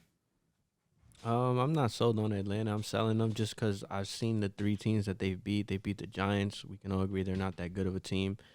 The Jets aren't that good of a team. And then the Dolphins really aren't that good of a team. So, I mean, I have yet to see them have a marquee victory. I do like their offense. Matt Ryan's still an elite quarterback. Kyle Pitts, we saw his breakout game against the New York Jets. He really put me on notice as a fan. And, other than that, I mean, I agree with you guys. The run defense is pretty good. And Cordero Patterson's been really well too. I mean, he was cooking us when I was watching the game. He's kind of revitalized his career there. So I mean, I think this is a good team. When we're saying buying, like, are we buying them to make the playoffs? No, you're just buying them to finish the season out strong. Oh, to finish it. I mean, to finish. Oh, I'm thinking. Or playoffs. they can be in the hunt for the playoffs. I'll tell you who they play. All right, maybe this will help you out. They play the Panthers, then they play the Saints. Very winnable. Those are 2. Cowboys, L. Patriots. That's a toss-up. Winnable game. Agreed. Patriots could win. Jaguars could win. Buccaneers, not likely. Yeah. Panthers again, who knows? 49ers up in the air. Lions they'll win. They could win. Yeah. Bills, I'm going Bills, and then the Saints again. I think the Saints are better than them. I think they are, but I think all those games outside of the Bucks, Cowboys are winnable games. I mean, I I just haven't. What I just haven't seen. say that. Though? I just haven't seen Matty a marquee win yet. Matty Ice is good enough to have the offense in the game regardless. Oh yeah, he's a beast. Which I've told y'all have said on this podcast that you didn't trust the Panthers after their 3 wins against bad teams. The Falcons have only beaten teams that are on their level. I'm with you. For the most part. Below them. I'll tell you the Jets difference. are horrible. I'll tell you the difference. Give or take bad teams. The Dolphins are 1-6. That's the difference. Okay. That's Because understandable. obviously Sam Darnold's proven nothing before, and Matty Ice has been to a Super Bowl, is an MVP. I can Matty's tough. I can put my faith He's still in him. elite. He's still an elite He's quarterback. very tough. I don't. Is he elite? He's not elite. I think he's You don't think he's very elite good anymore? quarterback. It's close. Is he still top 15? He's Yeah, between he there. probably is. He's top 17. He's around there. Damn, you had Hurts as like top 18. No, I said he could be a top 18 quarterback this year. That is what he said. But if he was, he'd be 18th. He's not like 15, 14. He's 18 to me. Strong. If he does Real quick, Matty Ice, Kirk Cousins. Kirk. This year? Period. Do you think if you switch spots, Matt could do the same thing? Yeah. Okay. Yeah, definitely. So they're on the same level. I think they're close. Yeah, they're similar. I guess right now. Yeah. They're very similar, but I would take Kirk. I think Kirk is better. I think if you put Matty Ice in that Vikings offense, I think Matty Ice is still what he has been for the last few years. Or at least, I wouldn't say MVP Matty Ice, but he's still an elite quarterback. I mean, the year he won MVP, he had a similar statistical season in 2019. They just won. Yeah, in 2019 they didn't win, and because of that, people thought he was washed. But he's been putting up the same stats, honestly. So you say you give him just 15th best quarterback in the league? Yeah, 15th, 17th. I'm with that. So then that's not really elite anymore, Riv. No, it's not. I never said he was elite. Oh, I thought you said top 15 is elite. No, I asked. What was it? I thought you said that was like the bar. New Orleans if Saints. you top 15 though, you great. You ain't. You know what I'm saying? There's a lot of QBs that's in a the fact. NFL. Like top 10 is elite, and you still some guys you could put in the top 10. That's like, yo, he's elite. Is he better than Ryan Tannehill? No, I don't think so. it's close though. It is, but I'm taking Tannehill right now. Okay. Next team, New Orleans Saints, buying, selling, or holding. I am gonna buy more stock here. I like New Orleans. Coinbase. MT is coming back. They're finally integrating Alvin Kamara in the passing game. Robin Hood. He's elite, and that defense is still there. The O-line is still strong. So, and Jameis Winston has surprisingly been playing really good. So I'm gonna buy a little bit more stock for them Saints, man. I'll be believing in the Saints. I'm gonna continue to buy stock. I dare you. I'm going to sell because this has to be the highest that their value is going to be right now, at least. I mean, the Seahawks defense is on pace to be one of the worst in NFL history. They put up 13 and they put up 13 points. They won. That's all that matters. I guess, but at That's the all same, that it was an ugly win, and I by no means would I look at that game and think that someone stood out outside of Alvin Kamara. I mean, Alvin Kamara backpacked them without a doubt in mind. I'm looking at the rest of the schedule. Obviously, they play the Buccaneers twice. They play the Cowboys. They play the Bills. They play the Panthers and Falcons aren't going to be easy matchups either. They play the Jets. They'll probably win that game. No, they will. They play the Dolphins. I'm not willing to count the Dolphins out. What the hell? I mean, offensively, they could be in a game. Their defense is trash, but at the same time, Jameis shows that he can play mediocrely against good, bad defense. Doesn't matter. You don't know what Jameis you're going to get on any Sunday, truthfully. Miami, though? Who knows? I really don't know. I think that's just your love for Tua coming out. Maybe. But at the same time, I said that I think the Panthers were playing the Dolphins or the Falcons were playing the Dolphins. I think that I'd take the Falcons over the Saints right now, at least. I just think the defense-wise, the Saints are obviously better because their rush defense is amazing. But outside of Lattimore, that secondary is exposable. It's possible. I'm just not a huge fan of Jameis Winston for the rest of the season. I'm worried about him, truthfully. Getting Michael Thomas is going to be huge for them, but I don't know if Michael Thomas is going to allow them to push into the playoffs or be, the border of the wild card range. I'm holding.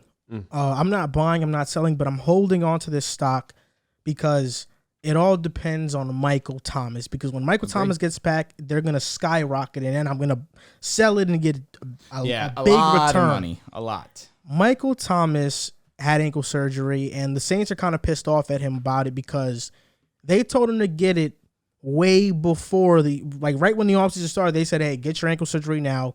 Michael Thomas tried to try it out and play through it in training camp and stuff. Then he said, you know what, I got to get surgery. And because of that, he had to be out for 4 months. The Saints are like, yo, we told you to get it before, not, whatever. Turned into a big situation. Thomas is scheduled to return by mid-November, if that. I'm not even sure if it's going to be mid-November. Maybe he's going to take some time to heal. So he could, best case scenario, mid-November. Worst case, like December. So they're going to be without MT for a while. Based on how they have been winning games, they just find ways to win. That's all they do. And Jameis Winston right now is staying above water. He's not turning the ball over. And they have no weapons on the offensive side of the football. Deontay Harris is their leading receiver, and he was out against the Seahawks. I'm holding on to this stock because I think if MT comes back and is half of what he was when he was the best receiver in the league in 2019, the Saints will be a scary team. I don't know how far they can go in the playoffs, but if there was one team I was picking to go to the playoffs outside of Tampa Bay in this division, it's the Saints. I agree with Joel. I'm holding as well, just because they're missing their best player on offense, Michael Thomas, obviously.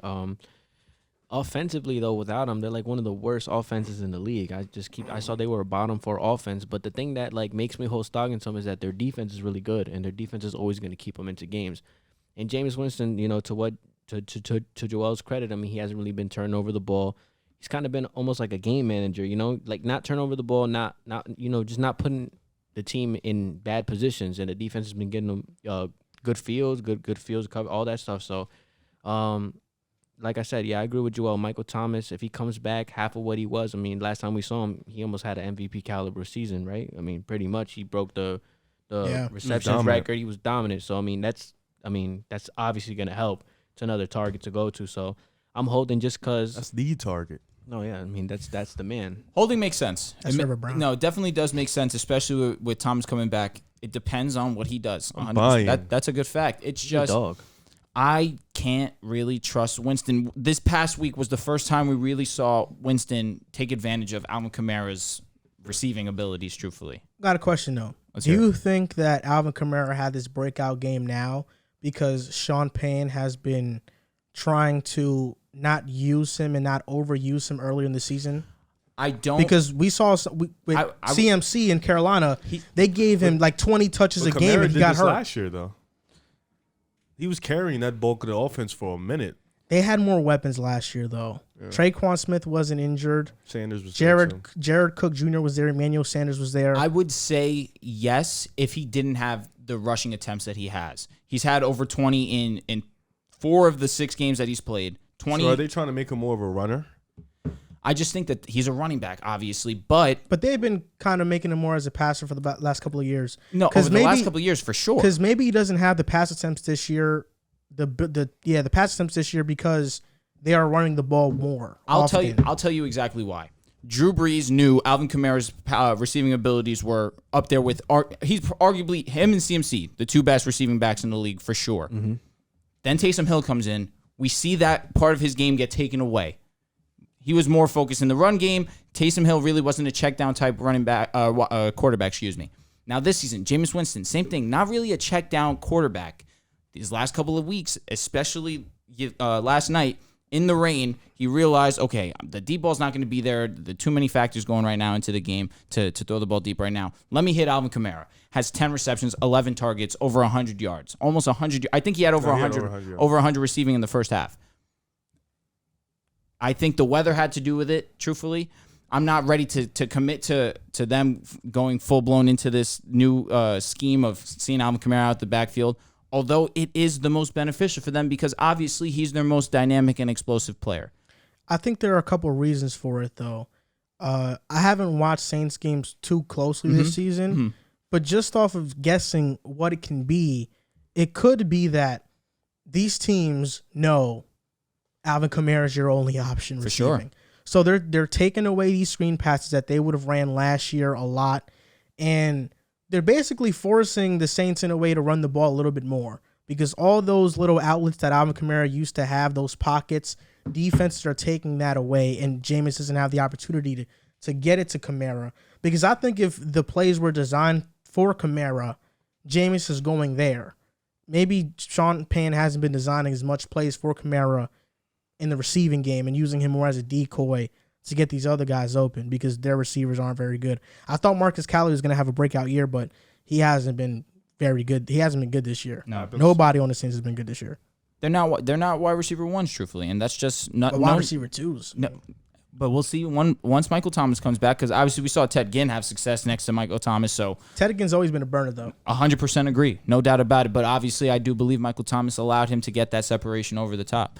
But we'll see what happens with Callaway. Callaway's a similar type player over the top. He can beat you anytime. You bring Michael Thomas into this game, who knows what happens. I don't have confidence in Winston. He's been too up and down for me. Again, you're right. Hasn't had a wide receiver 1, barely a wide receiver 2. Does have Alvin Kamara. You finally saw him start to use him. So we'll see what happens. I'm taking the value that I have right now, that I think it'll be at its highest, and I'm selling. I was looking at my old tweets yesterday, one of them, because I wanted to know what my draft order was. So first I had Lawrence to the Jaguars. Second, I had Wilson to the Jets. Third, I had Mac Jones to the Niners. They should have taken him, but whatever.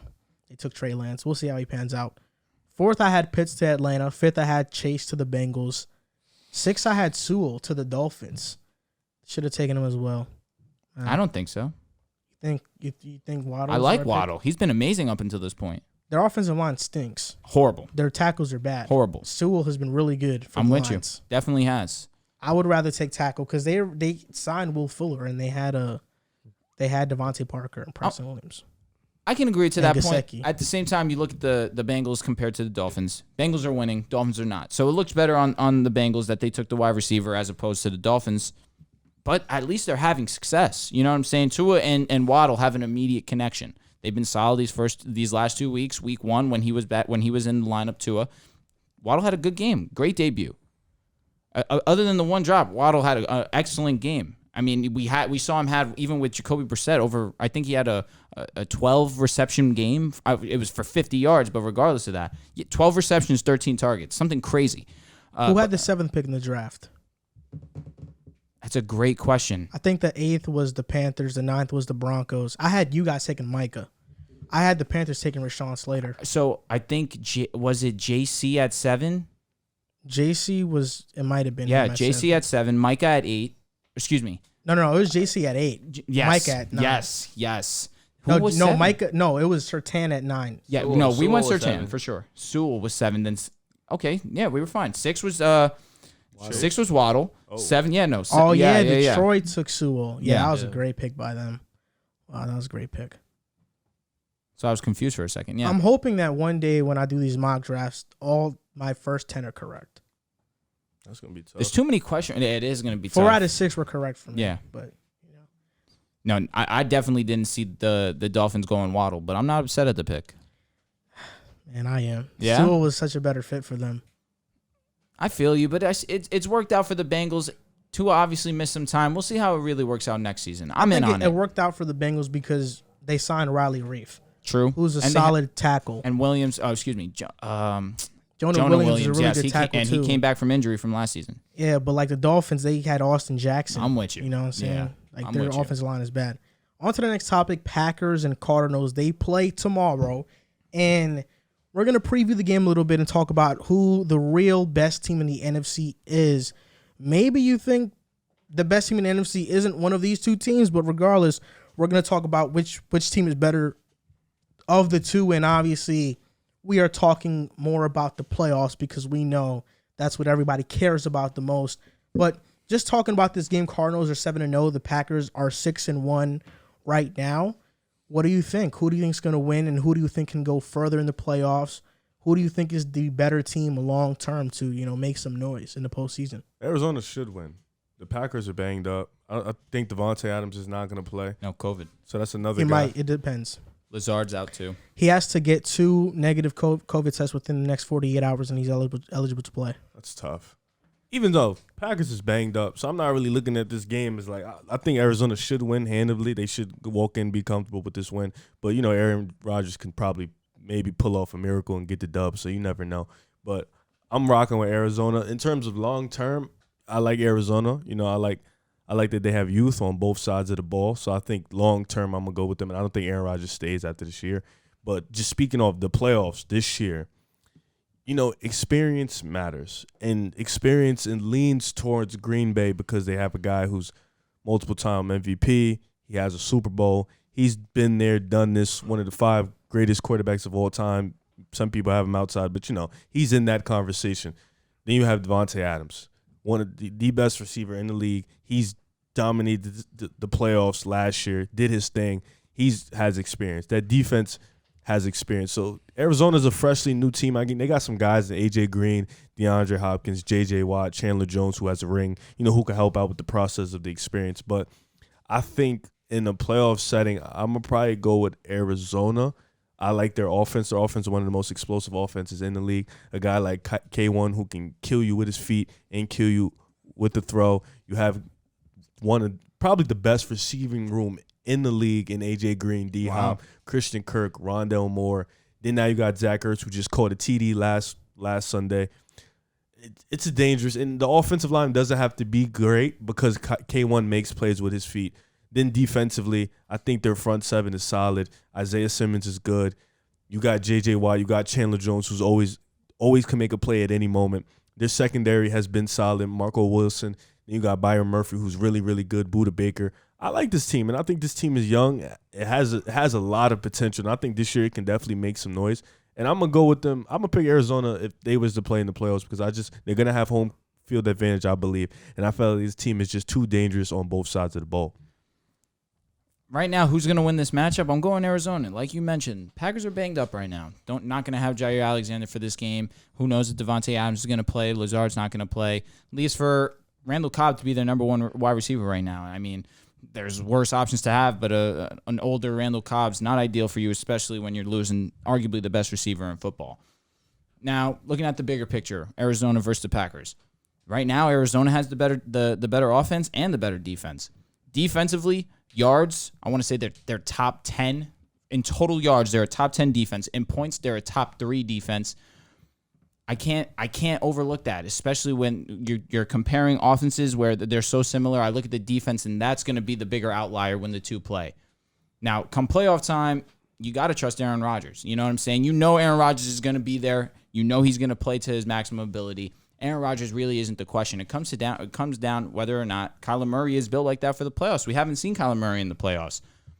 I'm looking at Kyler Murray this season. I got a lot of faith in them. I got a lot of faith in him. I got a lot of faith in DeAndre Hopkins getting healthy down the stretch. He's going to need to be huge for them, of course, if they want to be a true threat, for the Super Bowl. Offensively, they haven't really had a hiccup running the ball. Chase Edmonds has been very solid. James Conner having a renaissance in his run game. Thank you. That's the word I was looking for. He looks like the James Conner when he broke out first. When Le'Veon was sitting now, he looks really solid. It's just they're doing a good job of splitting up between a power back and a receiving back in Chase Edmonds. And Chase Edmonds is still able to carry the ball effectively as well. Only reason I think I lean Cardinals right now over the Green Bay Packers is because Green Bay Packers are just a bit banged up defensively, offensively. Just the offensive line, I'm not a huge fan of, and just the pass rush of the Cardinals right now is one of the better ones in the league. I know, obviously, I'm all in on the last dance for Green Bay, and obviously they still could win the Super Bowl. But at this current state in time, they've been holding their own defensively as well. I got to give them their credit. Even with these injuries, they're still a top 10 defense in the league, total yards. So I got to give them their respect there, but I'm just looking at the Cardinals playing borderline perfect football right now. It'd be hard to lean another team right now. This is a tough question. It really is. Because the Cardinals have beaten a lot of great teams, Tennessee, Minnesota, the Rams, Cleveland, San Fran. San Fran is not a great team, but they've beaten a lot of good teams, and they're respectable wins. They are very good wins. The Cardinals right now are fourth in offense. They have a lot of great offensive weapons. We can all agree on that. Oh, last thing. I'm sorry. Best receiver room is bold. Tampa Bay exists. Pardon me. That's all I'm going to say. I completely forgot. Yeah, I'm okay. so sorry. I legit forgot. They're top 3, though, easily. They might be. But the Cardinals right now have the first-ranked defense, and I think a lot of that is attributed to Vance Joseph's scheme. 3-4 scheme, plays a 5-2 scheme. J.J. Watt, the main reason why he signed with Arizona was because he was very familiar with Vance Joseph. Vance Joseph coached under Wade Phillips in Houston. Houston was the DC there. And J.J. Watt said, I have a lot of success. And Vance Joseph puts his pass rushers in position to create one-on-ones, to have one-on-ones. And with J.J. Watt and Chandler Jones one-on-one against any offensive lineman, offensive tackle in the league, you're taking Watt and Chandler Jones 95% of the time. Even last year, Hassan Reddick had a breakout season under Vance Joseph in that scheme. He got there in 2019 with Cliff Kingsbury, didn't have much success. But then they brought in their players the very next season. They moved to a top 15 defense. Isaiah Simmons, who was a highly coveted prospect, Clemson played a similar scheme, so the adjustment period was supposed to be relatively easy, but he didn't adjust too fast. It's a hard scheme to learn. Now this year he's blossoming. Byron Murphy is playing like a top corner this year as well. He's blossoming in that scheme. And all around, you look at their young secondary. This secondary wasn't supposed to be this good, but it's not just been the pass rush that's helping them out. It's been them just being good in coverage. Marco Wilson, Robert Alford, who's had trouble staying healthy, but when healthy, he's a good corner. Buda Baker, Jalen Thompson. this defense is for real. And the offense, Kyler Murray, we know he's for real. All of the evidence and stats lean towards Arizona, lead towards them winning this Thursday night matchup. It leans towards them being better, the better team in the long run in the playoffs. But I have a gut feeling about Green Bay being better than Arizona. It's just my gut feeling. I have a gut feeling about Aaron Rodgers. The fact that they're 6-1 right now with all the injuries, Darius Smith, Jair Alexander, Devontae Adams might not even play. Marquez Valdes-Scantling, who is their deep threat, has been out. Robert Tonyan hasn't been too amazing. On the offensive line, Bakhtiari, Elton Jenkins, losing Corey Linsley. The fact that they have still been able to be a top team in the NFC, I give them a lot of credit. And it's because they've been disciplined. They're 31st in drop passes, which means they don't drop passes. They drop 2 all year. They're the second fewest in penalties, only 29. And they're tied 4th in sacks with 18 sacks. And that's without Zadarius Smith. Rashawn Gary has had a great season. So is Preston Smith, who had a down season in 2020. Arizona is a 25th team in penalties with 45. So they're a highly penalized team. And the Packers, week 1, they got blown out by the Saints. No doubt about it. 38-3 blowout. But since week 2, they have been the 3rd-ranked defense in terms of points allowed. So even with all their injuries, they've been great. Devondre Campbell, who came from Arizona, great signing. Jalen Smith, even though he's not a great player, it bolsters their linebacker room a little bit more. And Eric Stokes has been phenomenal as a rookie. And his name kind of gets thrown under the bus when you talk about JC and Pat Surtain. But Eric Stokes has been right there. Like, he's been great all year. I have a gut feeling about the Packers. If Devontae Adams plays, I think they win this game. But if he doesn't play, Arizona probably wins. But I would take Green Bay long term because when they get healthy, they're going to be a team to be reckoned with. I think they're going to be really good. So for this, obviously for this game, I mean, we all agree that Green Bay's banged up heading into the game, so I'm not going to think much of it. But in the long run, that game last year, Aaron Rodgers was really, really, really close to going to the Super Bowl.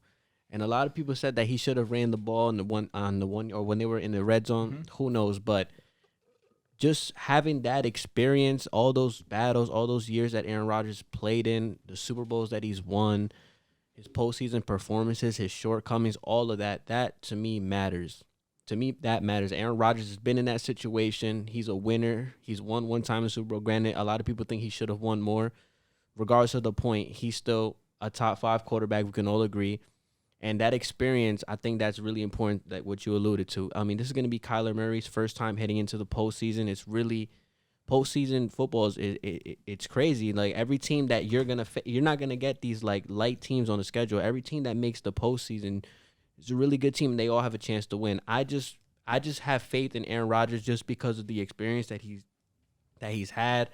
And you could argue that he's had a couple close calls where he should have gone to the Super Bowl or a couple close games. But even then, I think in that type of situation, I'm always going to take the vet. I'm always going to take the guy who's most experienced. So, I mean, just for this game, just solely based off the fact that the Packers are banged up, I'm going to take the Arizona Cardinals. Not going to mean much in the long run, but in the postseason, give me the Packers just because I've seen Aaron Rodgers do it before. He was close to getting to the Super Bowl last year.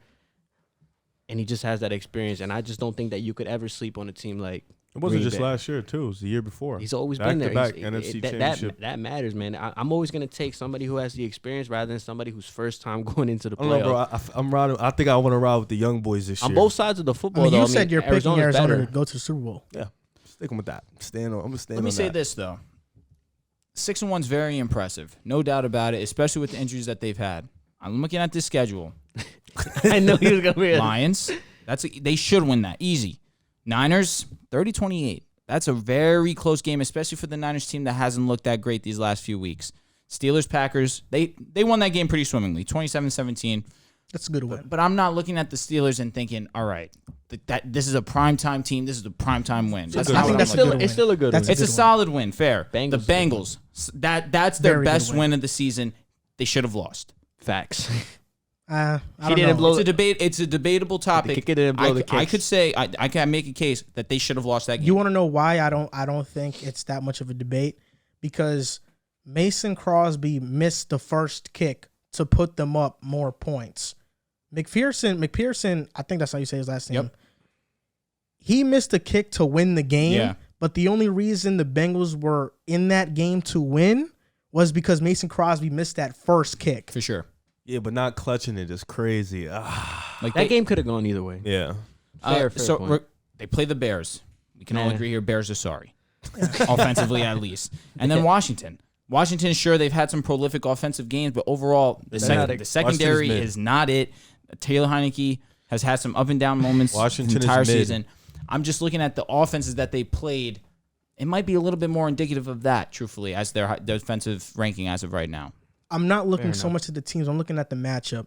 Because when you look at Washington, we look at Pittsburgh, look at San Francisco, they all have very good to great, even elite defensive lines. And the fact that the Packers have had injuries on the offensive line and they're able to hold their own against those teams, I think now going into Arizona, this is a big test because they have a great defensive line. So now let's see how you look against J.J. Watt and with Chandler you. Jones. But Wholeheartedly. I think them going up against Montez Sweat, Chase Young, T.J. Watt, and those guys in Pittsburgh, it's prepared them for this type of matchup. Yeah, those teams offensively are very limited, but they have been playing good defenses, and they have been winning those games. Cincinnati also, very good defense. I'm with you there. Offense is explosive. I wouldn't say Cincinnati's as an explosive offense. They're as explosive as Arizona, but they do have their moments. Yep. They just have to remain consistent. Arizona has been consistent all year, but this is a big challenge. I mean, with you. the Packers are a disciplined team. Yep. They don't commit penalties. I mean, not having Jair is huge for this game. You know, considering who's on the other side and who they have to see. Like, Yeah, I mean, that is true. Stokes So now. he's going to have to play on DeAndre. But Stokes played really well against Chase. I hear you. I really do. But it's like Chase, D-Hop, you know what I'm saying? Like, it's levels. I hear you, though. I really do hear you. I would say this. Because Chase is a rookie, there's that respect on Hopkins' name. But in terms of this season, Chase has been better. No, respectfully, but you understand the respect part. Like, D-Hop has garnered that respect I'll part. tell you this. They haven't needed DeAndre Hopkins to be what Jamar Chase is to the Bengals. For sure. But still, D-Hop still has his impact on games. But they also have when they T. need Higgins and Boyd. But the thing is, Higgins and Boyd, like, they've been so underwhelming to me. Boyd has had more moments than Higgins. Higgins obviously has been in and out of the lineup with injury, but at the same time, he's been underwhelming. I don't know. I like the Packers, man. I think. I think Fair, they're good, too. fair, And whoa, fair. whoa. You are not getting off the hook, young blood. All right, let me hear it. You said Green Bay last dance. I said they still could win. They're going to the Super Bowl. They still could win. So do you still think they're going to the Super Bowl?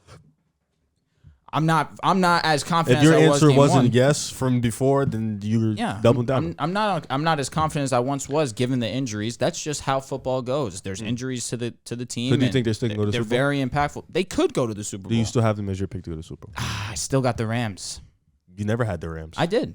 Oh, he did have the Rams. Oh, so you switched? You went from Green Bay to the Rams? Yeah. When did you do that? Week 1. Wow. I think he had. I think he had the Rams after the Tampa Bay win or Week 1. I'm not sure one of those. My overreaction was, are the Rams perfect? Okay. Matthew Stafford, top 3 MVP. It's really hard to remain consistent with the team you picked in the beginning of the Preseason, season. because injuries just impact the game so much. I mean, Week 1, I've been pretty firm. The Rams are my squad. Wow. Other I than give the myself a Broncos. lot of credit for remaining with the Bucks all season. you did last it year. one time. No, I Yeah, mean, one time. You did it one time. Both times the Saints won handfully. No, I'm saying you against- stuck with one team to the end one time. Like that's pump the fakes here. Not the Still, Ti- I still stuck- impressive. I stuck with the Titans. Still though. impressive. Huh? I did stick with the Titans. You was tricky when the Chiefs came around. You was like like you was They kind of lost. like you No, know. wait, the get Chiefs, what- though. No, they lost to the That's Chiefs. what I'm though. saying. No, I'm saying when the Chiefs game came around, you was like, I don't know if I could still rock with Yeah, them. because Yeah. the confidence level dropped. That's what I'm saying. You didn't stick with them. But I'm saying Baltimore. I mean, No, you stuck with it. to say there was going to be Baltimore, that's Baltimore. Like, we Can looked you at stop saying Baltimore. Baltimore Please stop like saying that? it like It's We looked Baltimore. Stop it. I'm sticking. Really, with, I'm like, sticking with they were AZ. a I'm sticking with powerhouse. AZ, man. I think they're going to the Super Bowl. If not the Super Bowl, at least the NFC Championship. I think they'll at least get there. So I'm gonna rock with them. Okay. I'm not folding on what I say. Yeah, no. Listen, it's a good. Good. You fold on a lot of what you say. Never. Especially, Never. particularly football. Never. Yeah. Never.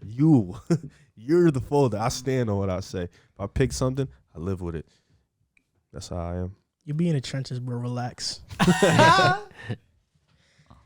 Now, on to the next topic. Before we go on to the next topic, we're going to talk about DraftKings for a little bit. The NBA is back, and at DraftKings Sportsbook, an authorized sports betting partner of the NBA, the key to victory is a strong starting five.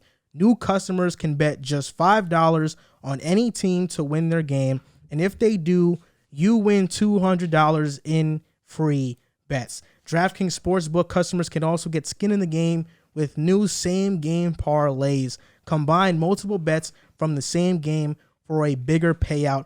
The more legs you add, the more money you can win. DraftKings is safe, secure, and reliable. Best of all, you can deposit and withdraw your cash whenever you want. Download the DraftKings Sports app now. Use promo code TBPN. Bet just $5 on any NBA team to win their game and win $200 in free bets. If they win, you win with promo code TBPN this week at DraftKings Sportsbook, an authorized sports betting partner of the NBA. Deposit $5, you could win $200 in free bets. That's a lot. I mean, DraftKings. I know you do. You two same game parlays. That's my gambling app. I had a same game parlay, right? Okay, let's hear the it. other day, and it was Lamar anytime TD, Joe Mixon anytime TD, Jamar Chase anytime TD, and I believe somebody else. Oh, Hollywood. I'm thinking I won. Lamar got the TD pass. I'm thinking I won. I did not win, bro. Because Lamar didn't rush it in. He didn't rush for a TD. I'm like, yo, what the? Jamar anytime- caught the TD. Hollywood got a TD. I'm like, all right, we good money. Lamar going to get one. I'm thinking he got the TD. I won. Cool. Nice little $700. I lost. Let me tell you. So, them adding same game parlays to Fire. their credit, genius move by them, because their only issue prior to this was them not having same game parlays. That's why FanDuel had it to any degree. I don't even look at FanDuel anymore. Now that they introduced same game parlay, DraftKings has been my app. That's where I easily have my most success. The bets are better. I just downloaded it right now. The player props are better. It's a lot more lenient, and I just downloaded it it's right like now. it's a better vibe. And they give really good promos too. You'll see it when the Super Bowl comes around. You could bet $5. Really you good turn promos. it Really into good bets. $200. It's better. So it's better than FanDuel, right? Yeah. Oh, yeah. I'm telling you, I have FanDuel for promos, and that's FanDuel it. is just the popular. It's a popular thing. Everybody loves Because they were the I first like with the I same like games. the DraftKings aesthetic too. The black with the green. Absolutely. Much more appealing than the very white and light blue. Yeah. Yeah. Basic. Be responsible with your gambling, folks. FanDuel is like It's a slippery McDonald's, slope. and DraftKings is like Wendy's. FanDuel is a lot Now, more let me popular. say it like but this. Wendy's is better. FanDuel is McDonald's, but DraftKings is Chick-fil-A. Chick-fil-A is trash. Why did you say that? What are you Chick-fil-A saying? is good. Chick-fil-A The is majority, trash, the bro. majority. Have you ever will tell tried the you- Chick-fil-A macaroni and cheese? I don't eat macaroni and cheese unless in the house. So there's a Chick-fil-A And I barely eat Chipotle macaroni bowl. and cheese. You get mac and cheese. You get a 12-piece nugget. You get a fry. Mix it up. But before you got to put buffalo sauce. You put in ranch. You put in Chick-fil-A sauce. You ask for a bowl. You shake it up. It's apparently ridiculous. So I've seen somebody on TikTok do this where they get a spicy chicken sandwich. They put The mac and cheese. the hot sauce, Okay. the Chick-fil-A sauce on it, the spicy I know what you're sandwich, saying. and then they put the mac and cheese on top. That's insane. They, Sounds like a close the bunch of buns. clogged arteries, but at the same time, It's it like when sounds people mad put yummy. fries on a McChicken. I don't like that. You're out on that? Sweetie does it. Sweetie eats a lot of weird stuff. And that's your girl. What? Sweetie? Really? Don't you love Sweetie? I do? Unless I'm thinking of A Boogie's baby mom. Yes. Facts. There it is. Facts. Bella. That's who I love. She The is McDonald's valid. and the McDoubles we hitting. I don't eat McDonald's. Really? When I was doing keto, I Straight used to McChickens. get. I told you this. I used to just do just the meat, cheese, no bun, pickles, no ketchup. Yeah. So you used to eat the chicken with pickles? No, it was the McDouble, which is basically 2 beef patties, cheese in between, pickles, onions, no ketchup, no bun. Used to get 2 or 3 of those with the buffalo sauce. It's not the sounds greatest, but it was terrible. cost efficient, and I was losing weight. Yo, bro, you were probably miserable. I wasn't that. I was losing weight. I looked good. I was lit. Look good, don't feel good? That's how you felt? Exactly. Exactly. That don't feel good? Absolutely. Shout out to DraftKings for sponsoring this, and shout out to the Basketball Podcast Network for sponsoring the show as well. Yeah, that's why DraftKings is a sponsor of the show, because of the Basketball Podcast Network. So don't forget, you can deposit $5, get $200 in free bets. Like, not losing much, $200 in free bets. That's a lot of bets, and if you bet responsibly, you can really maximize that. No, absolutely. I am very responsible with my bets. I bet about 2 cents. Let me see this. Why are you showing that to me? What are you showing? Yeah, bro. You hit claim. You hit claim. I joined. You claim bonus. So for new users, JC, I joined you're like gonna 2 go. years You're gonna ago, join. It's gonna ask you how much money. It's gonna ask you how much money you want to input to the So app. JC is joining DraftKings right now. That's what I'm saying. Using TBPN. It'll ask you how much you want to put into the app, and then it will double what you put. So let's say you put 100, they'll match you. That's huge. That's great. Join it. Yeah, I usually bet really low. I bet because I usually I do same game parlays, and I just do some things that might not, be that I guess the odds are not in my favor, and I would bet like 50 cents, and the return could be like same game $20. Parlay for the Clippers, it messed up because I took Paul George's points and what was his points? I took him to have 30, and he had 40, but he didn't get the 6 assists. So I was like, real quick before we move on, I'll share a slip for the audience. So you can do teasers, which basically allows you to take the spread of a game and add 6 points, 7 points, 8 points, whatever you're comfortable with. So, you can parlay squads. So I parlayed 5 teams, use the 6-point teaser, which not many people use, truthfully, but it's huge. I got the Bengals at plus 12.5. I got the Packers at minus 2.5. Buccaneers at minus 5.5. Colts at minus 9.5. Patriots is minus 1. You want to talk about locks? Patriots won by more than 30. The Colts won by double digits, and I got them at plus 9.5. You guys just got to take a deeper look into DraftKings. DraftKings has a lot of good options for you. So we just talked about the Packers and Cardinals. What's your odds for that? What are you trying to look at? What are you looking into? Let's take a quick look at that. So right now you got the Cardinals minus 6.5. You got Packers obviously plus 6.5. But from straight money line, Packers are plus 225. That's intriguing, especially with the way the Packers have been looking. That being said, I will take the spread on that one. Packers. The spread, exactly. I agree, because I think the game's going to be a lot closer than a touchdown. But stay away from Arizona money line. Minus 280 is not going to really maximize the amount of money you're going to put on it. Usually bet spread if you want to make some kind of money. But money line's really good for parlays. 500 right back. It's 500 though. Yeah, I made a mistake. I was winning a few, put all my money on Saquon to get rush attempts, missed it by 2. That's how quickly it can go. You're an idiot for that one. Nah, I mean, he was eating. I'll tell you why I'm an idiot. He was playing the Saints. That was pretty dumb of me. Yeah. You got a little Saquon happy. What's the most you ever won on that? I don't want to get into that. You probably lost it right after it. We had a good streak, is all I'll say. So after talking about the Cardinals and Packers, Thursday night preview, and then sponsoring DraftKings, make sure to sign up with promo code TBPN. We're going to move on to basketball and talk about the Brooklyn Nets. And so far, the 2-2 loss to the Hornets, lost to the Bucks on opening night. What's wrong with them right now? Because Kevin Durant has to go full God Super Saiyan mode for them to stay in these games and for them to win these games. He's averaging 31 points per game this season. You can argue Patty Mills has been their second most consistent player because Harden hasn't been playing too well to start off the season. So what's wrong with the Nets? What's wrong with James Harden? Are they still a championship team? Do you believe that they'll figure it out? I mean, what's going on? Oh, 1,000% believe they'll figure it out. They have 2 of the top 7 players in the world. They have the best player in the league at the moment. I definitely believe that they'll figure it out. I believe they're still a championship contender. But they have the same situation. They have the same problems that they'd had last year. They don't play defense. They don't. They don't play a lick of defense. They don't. That's wrong. It's funny because you watch James Harden. James Harden hasn't looked good. James Harden hasn't looked good. And I don't be watching what? Not saying to be watching Nets games like that. Didn't you guys blow a 20-point lead? What are you talking about? Against the Hornets? Yeah. Isn't that a part of the defense? Oh, okay. Like I was saying. No, but we went cold in the second half, though. Like we I went was cold saying. in the second half. But offensively, you we went cold. No, you also don't play defense. Trust me, I know. We just blew one against Toronto. I know. We played defense yesterday. No, but y'all play defense, though. Y'all got the best defense in the league right now so far. We blew the lead. We didn't play defense. We played defense yesterday. We was letting them get stupid turnovers and stuff like that. Against an undefeated team. Playing the Wizards. Come on. It was undefeated. And Bradley Beal played. Really what? They was undefeated at that moment? Played. Yeah. It's so weird, right? Beal played because Beal played and Kyrie can't play. And Beal's unvaccinated, I believe. Yeah, That's a stupid rule, but whatever. People are over-exaggerating over James Harden. I don't think he's the foul stuff. I don't think it hasn't been because he isn't adjusting. He's just missing shots. I think he'll get it going. He'll figure it out. Film analysis, did you? No, I actually didn't. Oh, what the fuck? I should watch. I'll watch it later. I didn't watch it later, though. Watched a few of James yours. Harden does look a little. He doesn't look like the same James Harden though. I would say he looks a little bit heavy. Looks a little bit bulky. Yeah. I'm being nice. Like he just looks a little bit out of shape. But I think he'll get it going. He probably isn't in game shape at the moment, but he'll get it going. KD and Harden will be fine.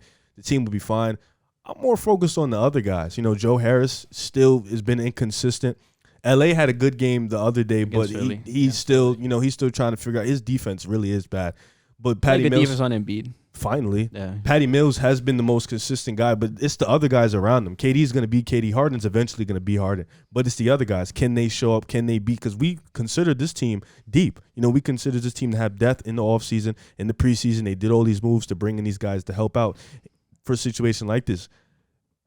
When Kyrie eventually comes back, because I believe he will come back, when Harden eventually gets it going, this team will be back rolling. It'll still be that dangerous three-man tandem, and they'll still be the most unstoppable team in the league when Kyrie does decide to come back and when Harden figures it all out. I'm not worried. Just right now, they need to just figure out some things. The guys on the side need to come together and help out KD, and Harden just needs to figure it out.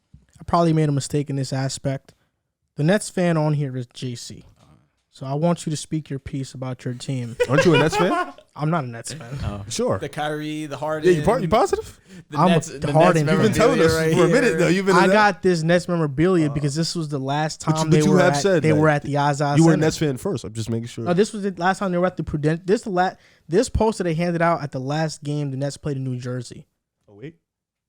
Oh, nah. It was 08, 2011. Tough. Yeah. Just wanted to make sure because you know you got all the jerseys. I think it's a cool thing to have. Oh, all right. It's a cool thing to have. You don't have a. You ex Darren Williams face off. That's hilarious. It's not intentional. Oh. Look, I do still think we're a championship team. Obviously, I mean we're getting off to it's the early season. Steve Nash has said he's experimenting with different rotations. I mean, Javon Carter, who honestly He wears two different shoes. He's not that good. No, I'm serious. He's not that good. I mean, He said, "I'm serious." no, I mean, defensively, I guess he hustles, but he's not that good. I'd rather see, if you're a Nets fan, you saw last year, they do this every season. They have Bruce Brown on the bench for whatever reason. Mind you, he's a guy he's a good roller, he's a good screener, good rebounder, good defender. Every time he plays, the Nets usually seem to play well or win. Steve Nash said he's experimenting with different lineups, so, I mean, I guess I'll give him a pass for that. But other than that, I mean, James Harden struggles. I mean, I'm not really worried about James Harden. I mean, I do think the rule change has kind of affected his game a little bit. I mean, it's affected a lot of players' game. I mean, when you go from going to the free throw line 12 times a game 1 year to getting 3 free throws a game, I don't care who you are. That's going to change who you are. But just James Harden this season is just missing a couple of shots, like routine step backs, floaters, stuff that's going to come along with when he gets into better shape. When I still think he's dealing with something with that hamstring. I don't see the same explosiveness. I mean, something that's there from James Harden, although he has a lot of, he's been turning the ball over a lot, his playmaking is still elite. So he's bringing that aspect. The second that he can score, I see James Harden being a 25, 26 points per game scorer. If you subtract those points from his 36 point per game season, he was still scoring 27 a game, which was still leading the NBA. You're talking about with the free throws. Yeah, if you subtract those free throws. So Kevin Durant's been playing amazing. Obviously, he's been playing MVP level ball, so I'm not really worried about the Nets. The only thing that kind of worries me a little bit is Steve Nash a little bit, because in a sense, I think this is probably his inaugural season as a head coach. Because having Mike D'Antoni there last year, he was one calling the offensive plays. Jacques Vaughn is in charge of the Nets' defensive schemes and everything. So this is Steve Nash's really first year being that guy, being in control. And so far we're 2-2. We blew a lead to Charlotte. I think we obviously should have won that game, but regardless of that, I mean, I'm not overreacting. I see a lot of Nets fans overreacted. I saw somebody go to the level of saying that they hope James Harden gives them Darren Williams vibes, like when Darren Williams because the weight gain, the lower extremity injuries, they're saying that like they get James Harden's gonna have this Darren Williams like type of collapse to his career. I think that's absolutely ridiculous. Are you scared? Absolutely not. James Harden's going to be fine. But I mean, other than that, look, I think it's just a matter of rotation. Steve Nash has to implement the right lineups. He's experimenting right now. I think every Nets fan that watches the game can agree that Bruce Brown should be starting. He's that guy that's perfect to fit around the big three, that hustle player, that screener, that defender. He's a good player. Low key, he's your best paint player outside of Kevin Durant, obviously. Like inside? And yes, Isn't it Kyrie? He's not playing right now. I'm saying right now, low key, he's their best paint player. I think you got to stop thinking Kyrie's going to come back. Yeah, look, I'm solely speaking. Sorry, he's on my fantasy, so I got to just keep having that. I'm just solely speaking on this James Harden, Kevin Durant duel. Look, do I think we can make the finals? Yes. So so just without Kyrie though. So just going forward, Kyrie's weak. Dude, I'm taking it right now. Kyrie's not playing rest of the season. Yeah, Cool. that's how I'm taking it. We're taking it as a All right, James cool. Harden, Kevin Durant duel. He's on my fantasy. I got to keep the hope alive, you know. I mean, I still have a bit of hope that he'll come back, but No. I mean, we're not like Can't. it's not like set in stone. So I mean, other than that, I think the Nets will be fine. They have a tough one against Miami. That's a really competitive, great team. So we'll see how they come out. Hopefully, Steve Nash gets these rotations right. I mean, Kevin Durant looked amazing. If James Harden can start being that MVP level player that we know he can be, we'll be up there top 2 in the East. All right, I'll go. So, what's wrong with the Nets? I think they're going through the motions. Like you guys said, I'm with you guys. I think that, it's the early part of the season. It takes some time. But as of right now, what's wrong with them? They don't have Kyrie Irving. They need that consistent number 2 scorer, night in, night out, you can rely on to get a minimum of 25. That's Kyrie Irving for sure. Especially in this system where obviously Harden's taking more of the point guard role, and we've still seen it this season where he's averaging over 8 assists, just under 9 assists a game. That's not going to change. Harden's one of the best facilitators in the game. Now, in terms of the second scoring option on the Nets, he struggled thus far. First 2 games, he shot very well from 3-point. I think he shot 50% and then 43% from 3. But from the field, he's yet to shoot 50% in any of these games. I think he's struggling right now. I think you look at his just physique. He does not look like the Harden that we're accustomed to. You put it on Twitter.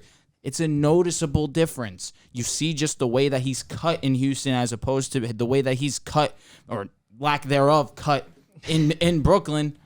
It's a huge difference. I think that he will be okay because obviously he's James Harden. I don't want to disrespect him. I would be a dumb man to bet against him. He's going to get his stroke back for sure. But as of right now, it's not looking the best. What, are you laughing at me because I said stroke? Bro, you are something's wrong with you, bro. He looked at me. That's why I laughed. Because I knew you're gonna react, bro. I was chilling. I was really chilling. This and then guy he is looked at something me. else.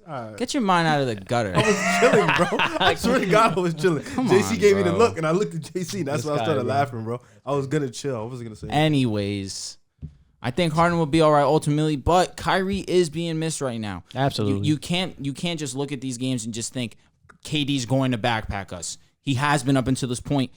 As much as I hate the easy money sniper, bro has been like that. 31, just under 10 rebounds, almost 6 assists a game. His PER is just under 40.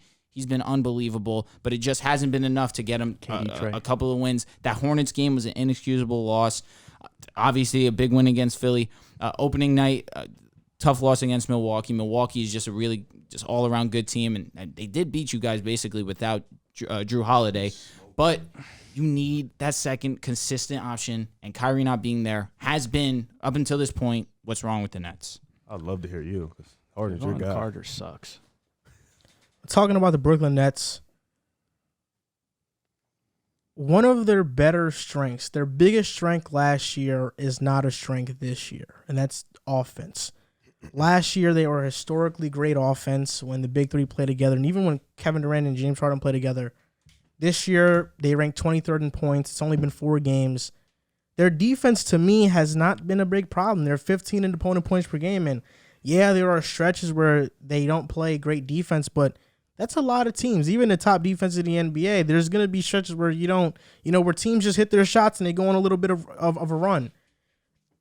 James Harden is the main reason why the Nets aren't playing to their potential. He's averaging 17 points per game, shooting 36% from the field, 32% from the three.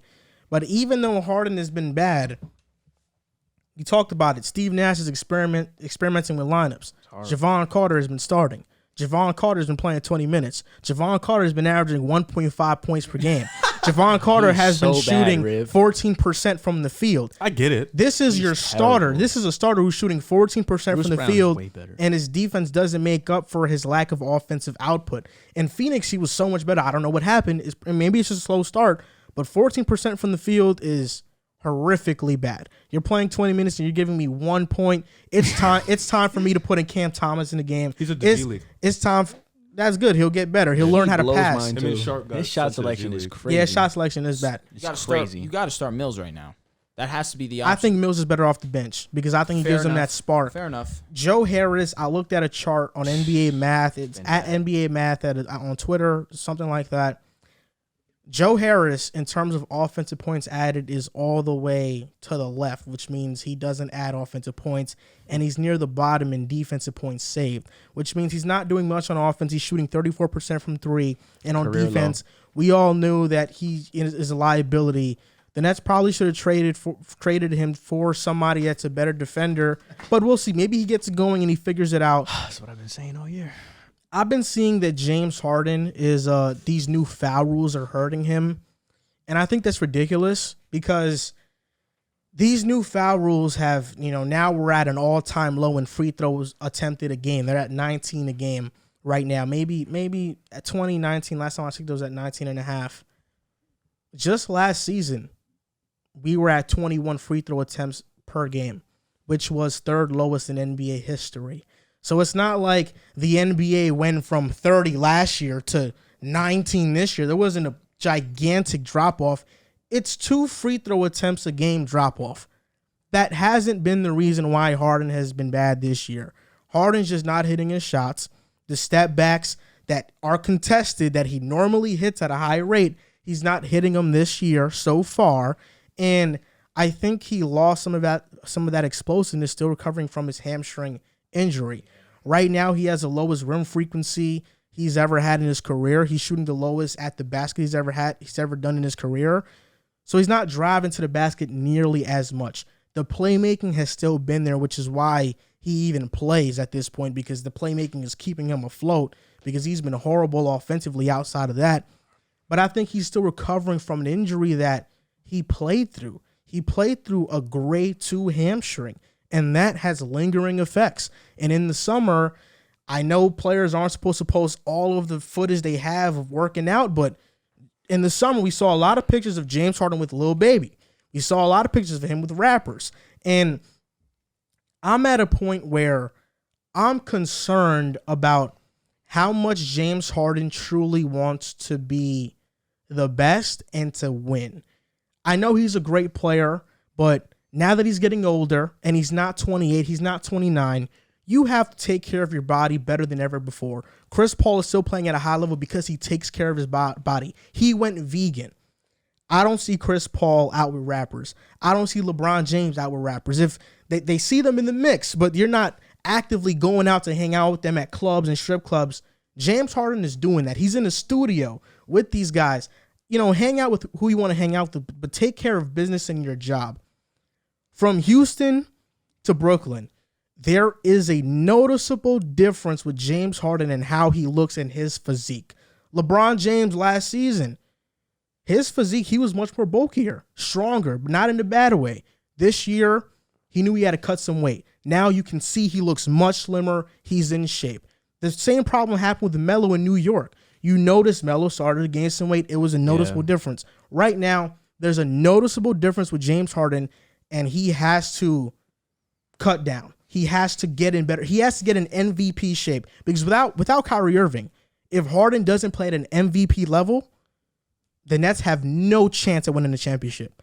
All-star Harden is not enough. 22-10 is not enough. He has to put up 27-10. That's how good Harden has to be.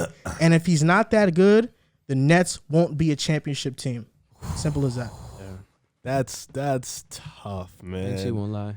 I think the free throws, being at it was 21 last year and 19. I think it's just not about the quantity. I think it's more about the quality of how they're being called. Not a lot of those bad fouls being called. And the game has been a lot more physical as of It's lately. fun to watch, though. No, it has. Yeah, it has. It's And fun. But like James it. Harden also, he hasn't been getting some calls going his way think that that's everybody. are Late called. Because the refs yeah. are adjusting, just Yeah, like the players. exactly. So you got to give him time. But the game has been definitely better. It's fun. Been bro. more It's physical. You see the scores getting lower and lower. Because defensively, guys are able to guard now. So I Yeah. think it's been great. They're able to play River Brown defense. Show. You're right though. If Harden doesn't get to the MVP level, this is a bust. This becomes the wow. You're crazy. Sorry. This becomes literally the worst. This becomes the most failed big three of all time. It's gonna be because of your man's. And you're Kyrie. No, it's going to be because of Kyrie, honestly. Your man. 1,000% Kyrie. Dwight, Kobe, Steve Nash. I don't even count that. Steve Okay. Nash was No. had a broken back. No. You have to count that. I was about to say I Steve count Nash that. was 40 years old. But they were The gassing. hype around Think that about how was much next they level. gassed that. We're gonna listen to Yo, the media. Steve We talking Nash- about us. Fair. I'm with Bro, you. Well, we Yeah, didn't have a with you. podcast Bro, back then. We don't know how we exactly. do. Now we do. Steve Nash pulled his hip picking up grocery bags, bro. Bro, he's had a. he was bro, not he was the same, not. bro. Come on, bro. No, I'm with. He was I'm not with. the Listen, same. I wholeheartedly agree with y'all. Yeah, like, You know come that's on. true. Look But it up. think about how they gassed. talking about us, that. bro. Us. I'm with I don't you. care But about we the media. I feel like we 4 games into the season and we just talking crazy right now. I feel like Wait, we I gotta, still believe- I just feel like we gotta chill. I still like, believe y'all championship. That's what I'm contenders. saying. You talking about like He talking give about- Harden like a month or 2 months. No, I'm Let's see not. I'm what not he saying does. Harden is wise or nothing. I'm just I saying he agree- has to play at a certain I level. agree with Wash that though. King. Let me. I We're agree putting with that to you guys now. Wash King. Bow. Harden's not a king though. He's Why? a prince. Now, Watch now Prince. this. No, he is King James. Exactly. You heard it. I Watch never Prince. thought I'd hear that. That's the moniker. Look, I'm until he waiting gets for that. better. I'm waiting for that one big James Harden game. Gives me like 40, 45, and then I know he's back. You know what's the thing He'll though be fine though. is I really feel bad for Nets fans because if this big three doesn't work, This is the sucks. biggest flop in NBA history. By far. And it sucks because James Harden, who desperately needs a ring to solidify his At least career, KD stay. and to because if he gets a gonna trade him. championship, if Harden gets a We could get a championship, lot for him though. if Harden gets a championship, he could be the third best shooting guard of all time over Wade. If he doesn't get that, he won't be. He said, But just think about it. Think of Yeah. all the things the Nets It changes had to a lot. go through. oh You my go God. to the finals with Jason Kidd. You don't win neither of them. Then get you swept by go the Lakers. You go through rebuilds with Devin Harris and Brooke Lopez. You have a 12-70 70 season. season. Then you rebuild with Kenny Atkinson. He builds a good foundation. You get KD and Kyrie. They run him out of and town. you run him out of town. And now who joins? Steve Nash. Steve Who Nash had no experience coaching at all. Steve Nash got compared to Steve Kerr when he first got the job. He's more Derek Fisher than Steve Kerr. He has not been a good as a coach. Steve Nash He's has not been been a good underwhelming. coach. You know what this sounds like to me? me hear it. A pity party. It sounds to me like we're supposed No, to it's feel just bad funny. for It's- the Nets. hold on. You don't got to feel bad for nothing. But I'm just saying, yeah, I think I would feel bad for Nets fans because the first time that they're actually favorites to win a championship, the first year they don't do it because of injuries. The second year, Kyrie, vaccination, whole dilemma. And if Harden doesn't stay next year because his contract is up, now this is a failed experiment. Big time. I'll tell you what, I do feel And when's the next time the Nets are going to have an opportunity like this to have 3 of the top 15 players in the NBA on one team? Probably never A happening lot- again. Not even just us. A lot of teams wouldn't have an opportunity Especially like this. since the Knicks are good now. You know, players coming to New York, the real Mecca now. They're not going See, to Brooklyn. this is what loses me. This is what loses me. Going to the You real were the, Mecca. You were the same guy that summer. I remember that summer so vividly. You said KD and Kyrie picked the wrong place. They did. This, that, and the third. They're gonna fail. They're gonna fail. Now you feel bad for them? Because James Harden is there. Oh, so you feel bad for Harden. You don't really feel He's bad in for the other guys. crossfire of this Even thing. though he's one of the reasons why they're not winning. That's But it's cool because you know what's the thing? Harden, he's not going to sign that extension with Brooklyn. He's going to become a free agent. He's going to see, wow, there's a team dude, right next to me. James Harden's going to be like, there's a team right next to me across town in the Knicks that have Randall, that have RJ Barrett, that have a really great foundation. I'm going to join the New York Knicks and I'm going to win a championship for them. He's not even and a then the Tom Knicks Thibodeau are guy. and then the Knicks are going to win a championship in the next 2-3 seasons and he's going to become a hero in If New Harden York. doesn't win a chip, that's the biggest bust ever. All right, let This me is his best chance to win. let me throw this question to y'all. Literally. Let's He's playing say- with Kevin Durant. We're talking about the Nets right now, right? We'll look back on this later. Maybe we'll look stupid because the Nets obviously have the talent to be great. But right now, without Kyrie Irving and the way that the Nets have been playing right now, stack them up against Milwaukee, stack them up against the Heat right now. How are we feeling? JC, how you feeling?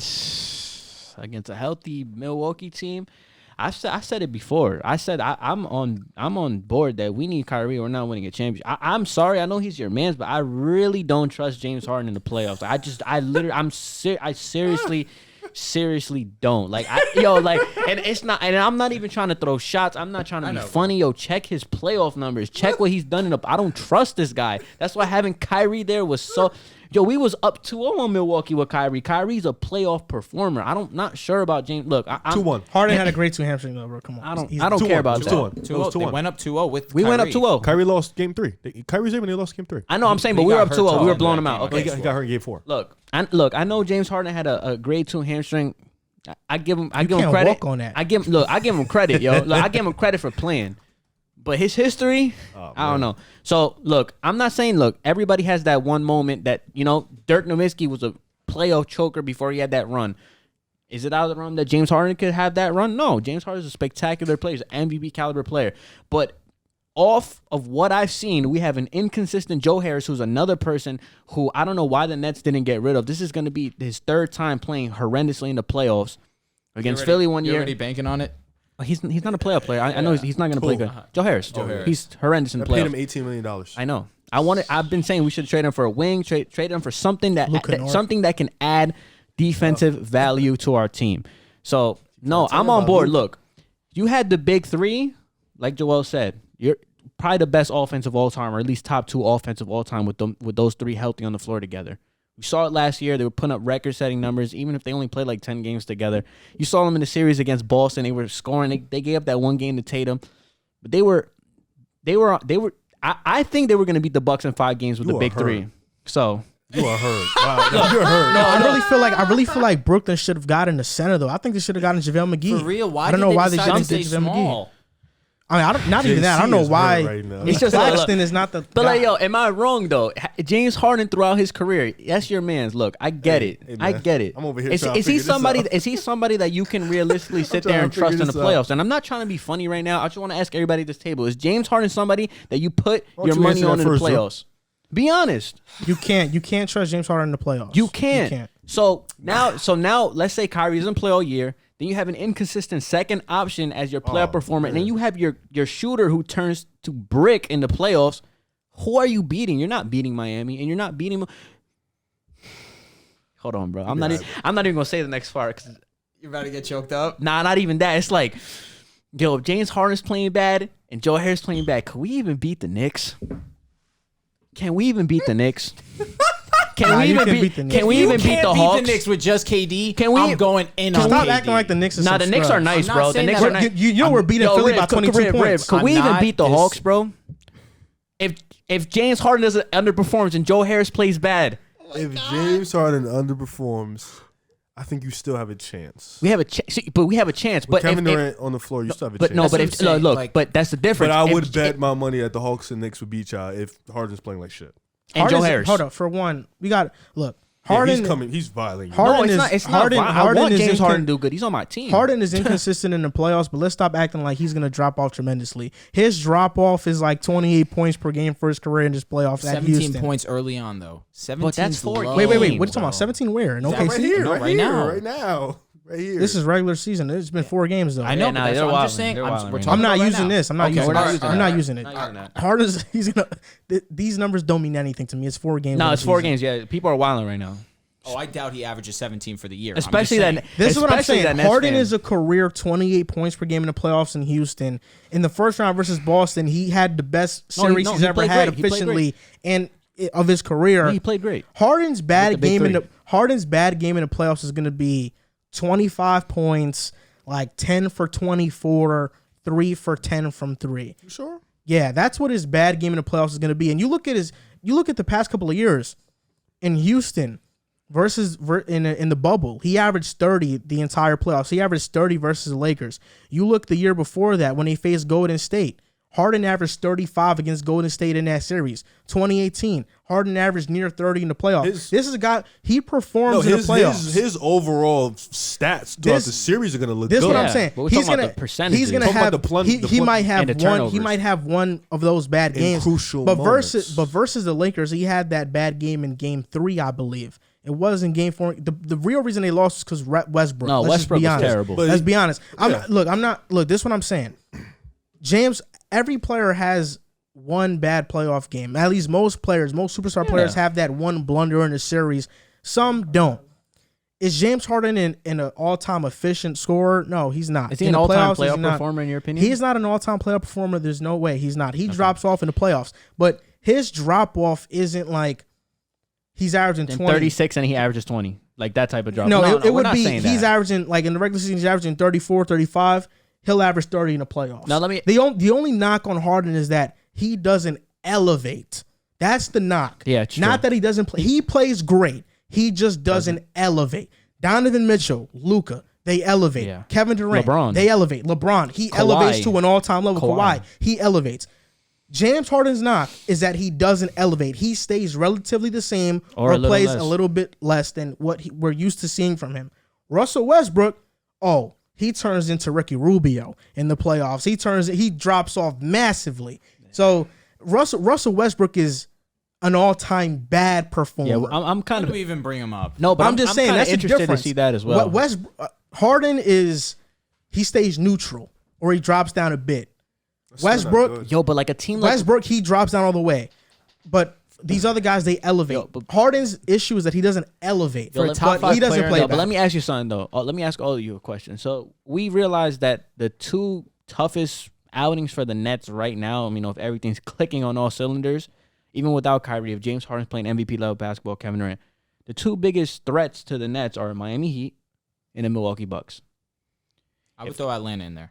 Okay, but we're gonna do the proven teams right Okay. now. No, they're Atlanta's? Milwaukee's a championship team. I'm with Milwaukee obviously. just won the chip, so I don't know why you're making that face. No. He's saying how is Miami more proven than Atlanta right Miami now? They just made to the finals. What are you talking about? And No, Atlanta 2 years just went to ago. the ECF last year. Because Philly choked. But that has nothing to do with anything. Philly played Philly horrible. choked and Atlanta stepped giving- up. But time out. They're not more proven Miami than was Miami. just But Miami don't was say just in the like Atlanta's finals, not though. proved Fair, though. but But Miami don't was say like just in the Atlanta. finals and they Don't added- say No, I'm not disrespecting Atlanta. No, but Chill. you made it seem like Atlanta's not Exactly. proven. But what have they done? They just went to the ECF last year. But they haven't won it. That's their first. Neither has Miami.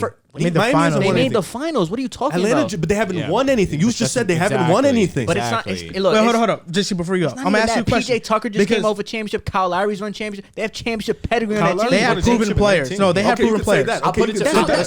that. If I disrespect Atlanta, that's what listen, I meant. okay. That's what I meant. No Hold on. one was disrespecting Miami. We just want you to give a little bit more credit to Atlanta. That's all it was. Okay. That's No, all it's not it Atlanta's is. a good that. team. But I'm not saying they're bad. in all seriousness, I don't like Atlanta. But They're a good team. I asked you on the podcast a couple podcasts ago. I said if Atlanta were to face a healthy Boston team in the first round, you would have picked Boston to beat Atlanta. At that moment, yeah. Okay, At that moment, yeah. 2019 in the bubble, Miami faced a healthy Boston team And I picked Boston. beat them. And I picked Boston. Okay, you picked Boston, but Miami But wait. handed it What to is your them. point about then and now? Because if you actually Miami's a more proven team than Atlanta. So who's more of a contender? But who's more of a contender, Miami or Atlanta? You're saying that, and I get it. But at the same time, at that moment, nobody picked Miami to go to the finals. I did. Stop. I did. No, but I'm speaking in general. The same way how nobody picked Atlanta to go to the ECF. Facts. And what happened? Philly choked, and Miami just prevailed and went to the finals. it. The same way Atlanta did. So stop. Put some respect on Atlanta. No, I'm not saying you disrespect not- Miami. look, I'm just I'm saying not put a call- little I'm bit more not calling- respect on Atlanta. look, Because the same way you're saying that Miami went to the finals. If KD and Harden Atlanta are just hitting won. on all cylinders, you're gonna pick Brooklyn to beat Atlanta. I would pick the Brooklyn to beat Miami. Exactly. But you're not letting me finish my point though. So let's say we play Milwaukee or Miami. What you're saying, this is at Nets Let's full say strength. net minus Kyrie because Of course. we don't know if that guy's I'm with you. playing, bro. I'm with you. I don't I'm know. with you. Whatever.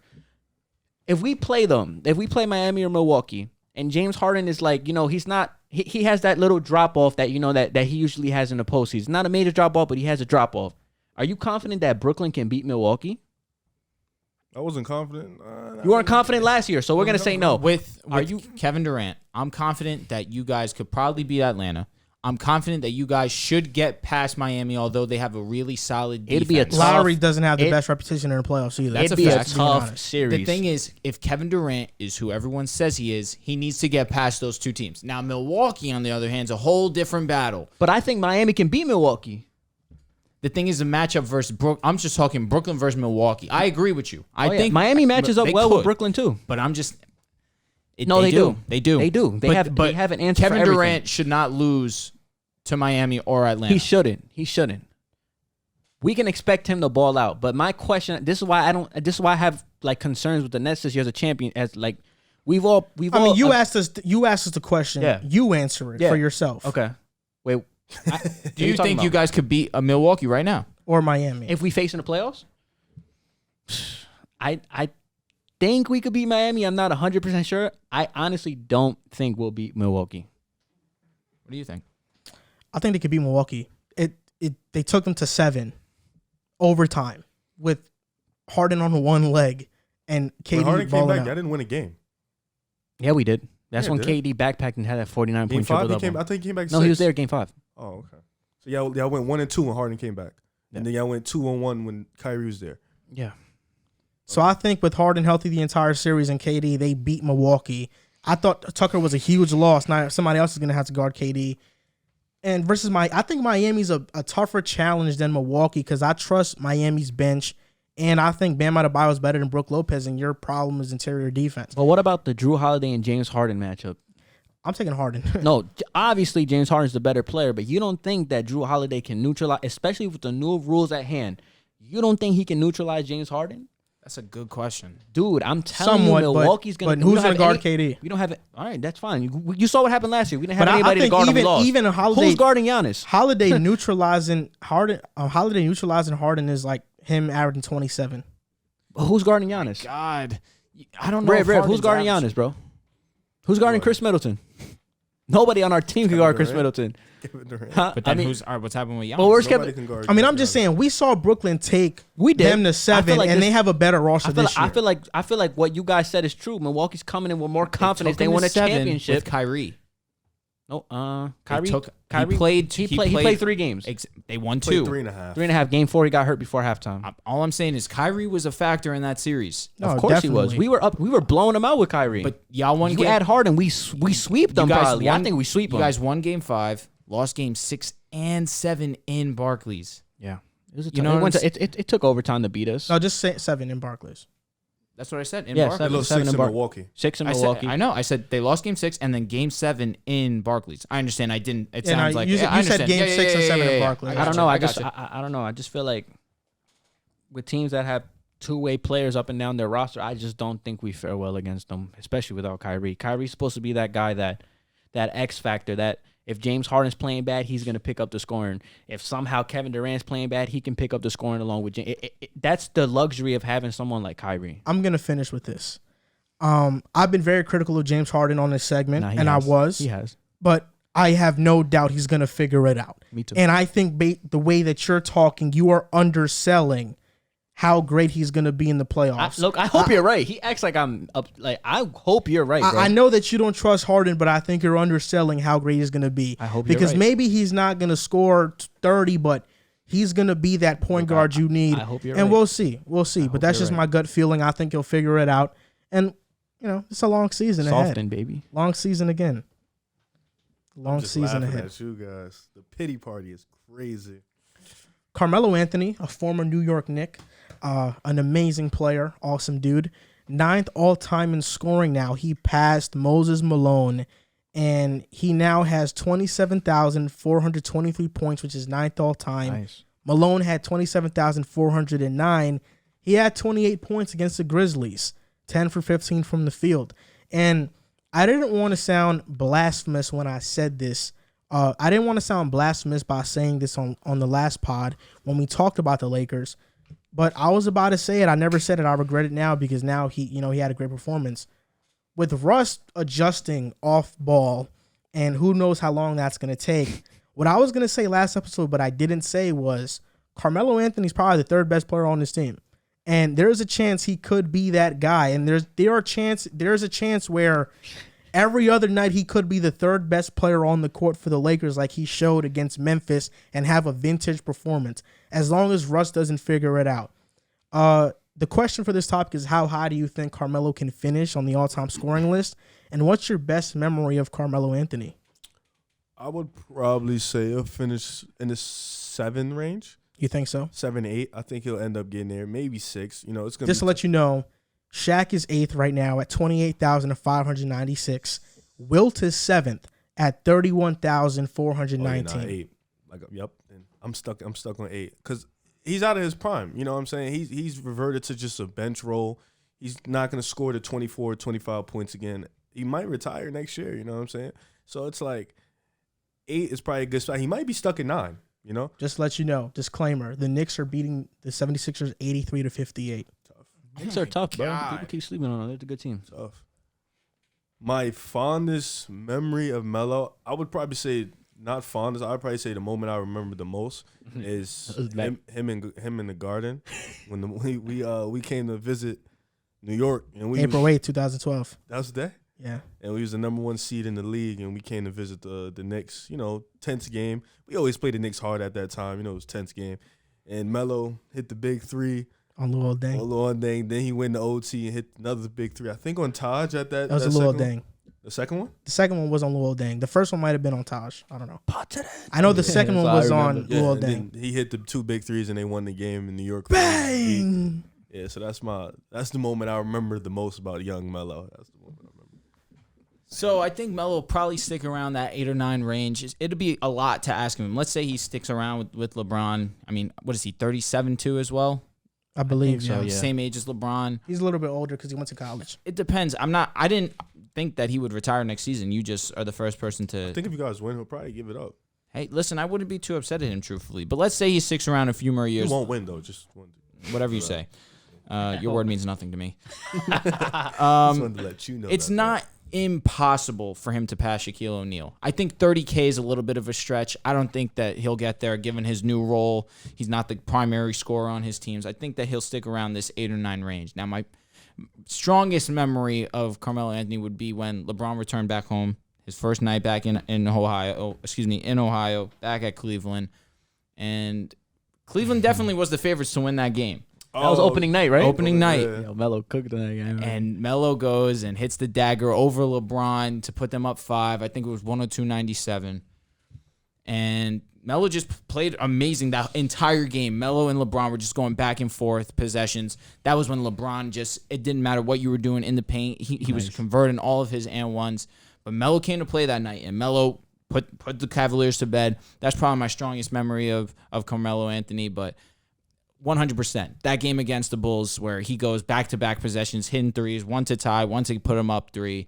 That was incredible. That's probably his signature moment as a Knick for sure. But he's had a plethora of clutch game-time shots in that Knick uniform. Of course, he had his moments in Denver, but the ones that resonate most with me, because this is what I've actually seen, his time in New York was special. Carmelo Anthony, man, such a great dude, such a great player. Won a championship with Syracuse, first ballot Hall of Famer, no doubt.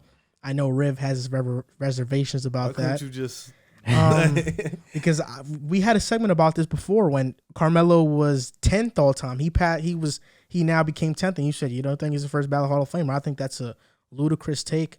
But Carmelo Anthony, Olympic gold medalist. Are you saying he's not first ballot? No, I don't think he's first. Carmelo? No. Really? 9th all time. Really? Bro, they let in a lot worse than him first ballot. That's. I don't think those guys are first ballot either, though. I'll get on to my take. Carmelo Anthony, Olympic gold medalist. They call him Olympic Melo for a reason. He's that Only good. place he wins. And Carmelo Anthony is someone who has had a ton of great moments in the NBA. He went toe-to-toe with Kobe Bryant in the Western Conference Finals in 2009. Had an amazing series against Kobe Bryant. In that series, he was flat out amazing. They fell short. The Lakers won a championship that year against Orlando. If Denver faces Orlando, they win that. You know, I think they win that. What year? 09. Jameer Nelson was out. He wasn't himself. He was coming back from a torn labrum. They probably win that. My best moment from Melo is 43-point game, MSG against Chicago. Man, beating those Bulls was an amazing moment. Carmelo Anthony hitting threes in overtime. It's going to feel very similar to me, that feeling when we beat them on Thursday night. We're beating Philly. We're spanking Philly right now because we're coming. We're getting ready for Chicago. Thibodeau said, look, I coached in Chicago before. We're going to beat them. We're going to go back home. We're going to beat we're going to go to Chicago. We're going to beat them. I know this arena, and we are going to hand it to Chicago on Thursday. I'm smelling a bet. not gonna beat us. I'm smelling a bet. But I just look at Carmelo Anthony. Just so many great moments. I would say another great moment that stands out to me that I guess is partially great, partially not. It was a great season, no doubt, when we won 53 games, I believe, with Melo on the Knicks. We faced Indiana. You know, one of the lowlights, Melo goes up to the basket and Roy Hibbert denies him, and that changed the momentum of the game. But Carmelo Anthony's a first ballot Hall of Famer. I think he's going to finish 8th all time. He's going to pass Shaq. He's going to finish 8th all time in scoring. And if Harden doesn't win a championship this year, you know, Harden's my guy. I want him to win over anybody else. I want Melo to win. Me and too. that'll make Westbrook win too. So now 2 players that deserve rings win a championship. I would be happy with that. But Carmelo Anthony deserves it. I wish he came back to New York this season because you see how we're whooping Philly. With Carmelo added spark off the bench, we could be a finals contender. I'm just saying. Carmelo Anthony's that great. But, man, Carmelo Anthony, great career. The New York Knicks are here. Everything's going right. Everything's going right. Man, listen, you just told us 4 games and relax. Let's relax over there. You guys haven't had the Bulls this season haven't had a win like the Knicks are winning against Philly right now. We also don't have a loss like you guys have. Well, we beat Boston. Have you beat a team as good as Boston yet? Nah. We didn't lose to a team like Orlando. Have you spanked the team? I just want you to know that. Have you spanked the team as good as Philly yet? No. No, but we haven't lost like a team like Orlando. I need you to know that. Who's harder to guard, Embiid or Vucevic? Embiid. Hey, who's harder to guard, Cole Anthony or Fred VanVleet? Answer that. Cole Anthony was on one. Oh, yeah. That's sad. He was on one. Yeah, you allowed that. He was on who's your Kemba, D-Rose, RJ? Why didn't you put RJ on? Kemba's been mid. He's mid. No, Kemba's having a good game right now. Oh, is he? Yeah. Good for him. You didn't have a stopper for young old Cole? We got a stopper. I don't know about you guys. Mitch is holding Embiid in check. He's going to do the same thing with Vucevic. Are they He's stopping, defensive player of the year. Levine? Yeah, DeMar? RJ. RJ's Why right did you now. put RJ on Cole Anthony? RJ right now is holding opponents to 25% from the field. Oh. He's going to do the same thing with Zach. What When he happened to guards Cole, Zach, though? You're not answering that. What I don't happened know. to Cole? Should RJ guard Zach, or Don't should keep he Fournier just, on him. or should he just take DeMar out of the game? Don't Guard keep Zach. Fournier Zach's on their him. number Please one don't. option. Please Guard don't. Zach. Like, wait till they get Kemba in the swing. We're going to see on Thursday. I ain't going to talk too much. I'm going to continue It's the humble cool route. because Listen, I'm smelling a bet. Let's get a little friendly I'm going to continue wager the on humble it. route. I'm going to continue the humble route. Wow. you should. Look, you hear this guy? He's talking crazy on y'all. You should. You haven't He proven gonna let the anything. team do the talking, right? He beat Philly. I He feel beat Boston. Good wins. Word. They were really You know what's good funny, wins. though? Toronto spanked Boston. And guess who we beat? We beat Toronto. So it's just funny to me. Oh, you haven't beat the... Yeah, I know. And we haven't lost yet. They lost to Orlando. It's cool, though. We're just going to wait till we see them. They got to come That's to a rough Chicago. You almost lost to Detroit, though. We almost. But did we? Almost did. Oh, you lost, right? But you're going to lose to the Knicks on Thursday. We'll see. Y'all got to come see us. Y'all got to come to United Center. That game is must-watch TV. We'll see y'all, bro. He too much of this. Listen, what else is new? Got too much firepower, bro. We'll be good. You know, Caruso, your boy. I told you. Once we secure our tickets to the December 2nd game, Bulls at Knicks at MSG, we have to promote it to tell our listeners that we're going to be there. That they got to pull up. Fan meetup. Fan We should meetup IG live it. in front of the MSG arena. Link up. Pick a side in the game. That'd be lit. Syph. He's crazy. Big pick a side. Imagine. The pick a side Syph. That'd be hilarious, bro. Imagine, bro. Y'all gonna be That'd be 0-2. So you got anything to say about Carmelo Anthony? I think he's gonna finish number 8. I think he's gonna replace Shaq all time. I've been a huge advocate for Melo. I don't really like the disrespect he's gotten throughout his career. I mean, if you know me, you've debated basketball with me, you know I have like a profound respect for Carmelo Anthony in his game. With that being said, he's easily a first ballot Hall of Famer. If we look at that list right there, all of those players were first ballot Hall of Famers that are in the top 10 scoring without all a time. doubt. So Melo's gonna get in there. As far as Kareem, Karl Malone, LeBron will be. Kobe will obviously was a year early, which was lit. He's on none of those players' level. I mean, but he's in that. I think he's gonna get it. But Is Melo top 5 scorer all time? it's what, like bag wise, like the ways he can score. Period. I mean, he Is can he a score at top all 5 three scorer? levels. He has the No. post game. He has the No, post. but he's close. He has He's up already. there. I He's up agree. there. He's up I there. think he's top 10. Kobe, Yep. Michael Jordan, Yep. Kevin Durant, Yep. James Harden. Steph is a better scorer. Yeah, Steph. Oh, yeah. Yeah, for sure. Wait, but Where's LeBron? you're talking about I don't think different LeBron's top ways five, to he's top score 10. or points per game? Just score. In Like, general, everything. Like mid-range, all that stuff? Who's a Yeah. better scorer? Who's a better I scorer? mean, I think Melo's more well-rounded scorer than James Harden. Who's a better scorer, though? No, but The that thing is, but he's Harden asking imposes well-rounded. his No, will no, at the Harden's line. a better scorer, but who's a more well-rounded scorer? Like who has more ways yeah. to score is Melo. For sure. But Harden's the better Well, scorer. Harden used to have that midi in his Nah, bag. he did. Yeah, 2015 Harden never had Harden. that Yeah. post game like Melo though. Melo's post game. Melo's is crazy. post game is one of the best. Face we've up seen. game is crazy too. He's a forward, though. You know, Harden is a guard. Harden You know is- what? You know what's one memory you guys didn't, and I'm Guards surprised do. you left out. I was tuning into this game one night. I was bored, and the Knicks were playing, and I was like, "Yo, let me tune into the Knicks." And I saw that game where Carmelo Anthony broke the record for the most points at the Garden, against Charlotte. Facts. and then when he hit that half court shot, like that right there was an amazing moment. Another amazing moment that I had. It's kind of, I don't know if it's underrated. I think it's a great moment. It was when Melo stole the inbounds pass in Denver, and he dunked it remember that all one. over Paul Millsap. I was watching that I live. thought that was against San Antonio. He dunked it all over Paul Millsap. Melo has a lot of great moments when he battled LeBron that one game when he gave him that one game. Butterfingers. That one game when he gave him 45 when they were battling in the queue when he was in Denver, hit the tough game, pretty much game winning shot over LeBron. So Melo's had a lot of great moments. I have respect for Melo, even though he was a crosstown foe, putting up 45 on Gerald Wallace's head that one game. I respect Melo. First ballot Hall of Famer. I think he's going to be number 8 all time. And I'm with Joel. If my team doesn't win, I wouldn't be mad if Melo wins. Solely because of the fact that people were trying to make fun of him last year because they thought Chris Paul was going to win the ring and they thought that he was going to be the only person in the Banana Boat crew to not get a ring. Plus, I don't really like Chris Paul. So if Melo wins, I don't think Chris Paul win, and then Melo will be the ring, and Chris Paul will be the only one in the Banana Boat crew that doesn't have a ring.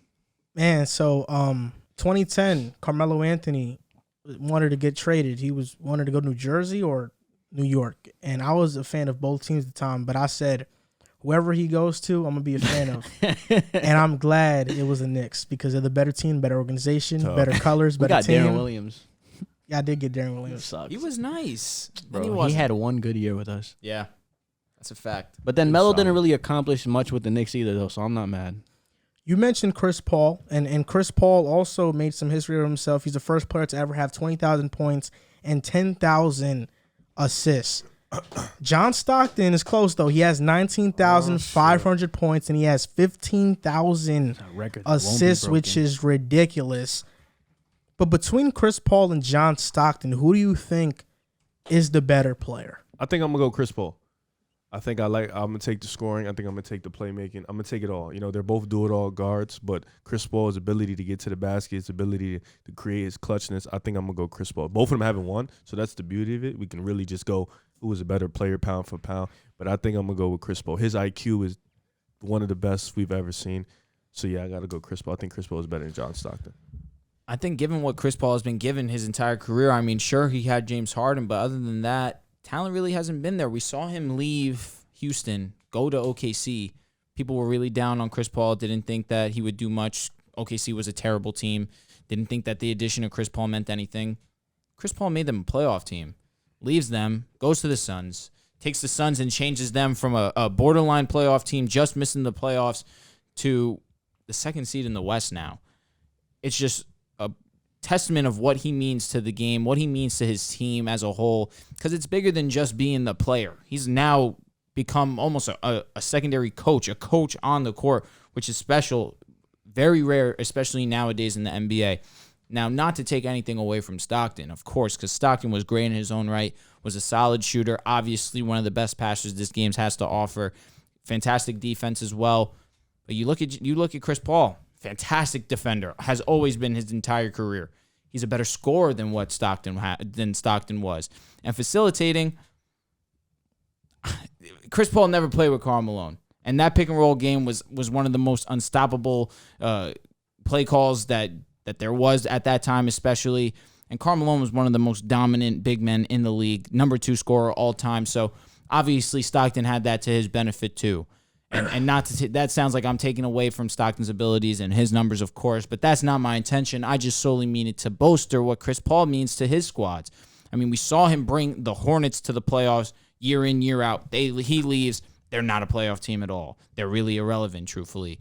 Then he goes, the trade gets vetoed to the Lakers. Who knows how that could have changed his career, because obviously you had Kobe in his prime, CP3 in his prime. Who knows what could have happened, truthfully. So then he goes, I'm pretty sure he goes from the Hornets to the Clippers. So then the Clippers, they're a playoff team. Obviously, he had a few bad choke jobs, which were questionable, of course. But it's like you look at Stockton, he never really clutched up either. I mean, he had a clutch shot to get them to the NBA Finals that 98 season, either 98 or 97, one of the two. He had a shot to take his team and put them into the NBA Finals. Then he had a few moments in the NBA Finals where he just did not shine, truthfully. And Chris Paul obviously hasn't shined either, but if we're just going based off skill and what each player means to their team, I'm going Chris Paul. I think it's Chris Paul, and I don't think it's relatively close. Yeah, no. Stats are similar, accolades very similar, but as who I'm taking to lead my team, Chris Paul, John Stockton, it's Chris Paul, no debate to me. Chris Paul has more All-Stars. He has more All-NBA first teams. He has more all-defensive teams. He has more all-NBA defensive first teams. He is a 6-time steal leader to John Stockton's 2. He has won Rookie of the Year, and this is all in less seasons. Chris Paul, when talking about Chris Paul and John Stockton his entire career played second fiddle to Carmelo, because that's Carmelo. It's the second leading scorer in NBA history. He was amazing in his own right. Off the court, different thing, different issue, different subject. The closest thing Chris Paul ever had to a running mate, a running big man to Malone was David West and Blake Griffin. I was going to say BG. And Blake Griffin, but I think David West probably fit Chris Paul a little bit more, even though it was much more flashier watching Blake Griffin. So when we talk about Chris Paul and John Stockton, I'm taking Chris Paul because he's proven he can be the best player on a team and lead you somewhere. John Stockton has never had to do that, so I don't know if he can do that. But Chris Paul's track record is amazing in doing that. 04-05, the Hornets, before they got Chris Paul, won 18 games. The very next year, with a rookie Chris Paul, they won 38 games in the Western Conference. Then the very next year, took the Spurs to 7 games in the Western Conference semifinals, and Paul averaged 24 points and 11 assists in 08. He had an MVP-like season that year with the Clippers, 2011-2012, before Chris Paul, 32 wins. Next year with Chris Paul, 40-26. That was the lockout season. They could have been a 50-win team. Then he has 5 straight 50-win seasons with the Clippers, goes to Houston. They win the year before he got to Houston, they won 55 games. He gets there, they win 65 games. Then the very next year, he won 53 games. So from that stretch, from 2012 to 2019, Chris Paul has won 50 games in every single season. And then you mentioned it. He goes to OKC. Don't have expectations. Makes the playoffs with them. Then Phoenix, 10 seed. Takes them to the 2nd seed. And they make the finals that very year, that very same year, which was that last season. Chris Paul, everywhere he's went, has made an impact on winning. And because the first time he made the Western Conference Finals was with James Harden, people often say maybe it was Harden that took him there, but you look at what Harden and CP3 have done after Houston. CP3 has accomplished more in terms of winning, and there's no doubt about it. In fact, in hindsight, trading for Westbrook was the wrong decision because they should have kept Chris Paul and Clint Capella. That team, they had a formula that worked. Chris Paul, 8 of the last 10 seasons, has 50 wins, not even including what they might do this season. Chris Paul, 5th in box plus minus, only behind James, Johnson, Robinson, and Jordan. Stockton is 8th. Paul, 9th in PER. Stockton is 39th. Paul is 5th in win share. Stockton is 18th. Stockton is 3rd in value over replacement. Paul is 7th. It's close, but as somebody I want to take to lead my team, I don't think it's close. I think I'm taking Chris Paul all the way. I think we're all gonna agree it's Chris Paul is the better player by not a wide margin, but he's a better player. Chris Paul, to his credit, is one of the best leaders this game has ever seen in terms of his leadership on the court, his impact on the court as well, his ability to be like a head coach basically on the court, help out younger guys. Like we've seen Chris Paul go to OKC with young players, have no expectation. Everybody's game raises. they had like a 0.1 or something percent chance by ESPN Something like that, 0.01. to not make the playoffs. He took them there to the playoffs. Played Houston in the first round, very, very tough. Could have went either way. Houston won the series, but that just goes to show you how much Chris Paul impacts winning. He's a winning player, but he hasn't won the big game yet. But he's a winning player everywhere he's go. In 2008, best season of his career. Could have argued that if LeBron wasn't there, 2008-2009, that's an MVP caliber season. Yeah, 19 points, sure. 11 assists, led the league in steals. 08? 2008-2009, something. One year he finished second to LeBron. I'm not sure which one it was. It was that year. It was that year, right? I thought he was putting up like 23. And it was 07-08. Something like he was putting up something along the lines, leading the league in assists and steals. Yeah, fact check me on that. Got you. But other than that, I mean, look, Chris Paul, steady player, one of the best passers of all time. Defensively, you could say it's close between them. John Stockton has the steals. I'm not gonna lie, I really didn't see John Stockton really play much, so I don't know how good he was on the perimeter guarding up these other players.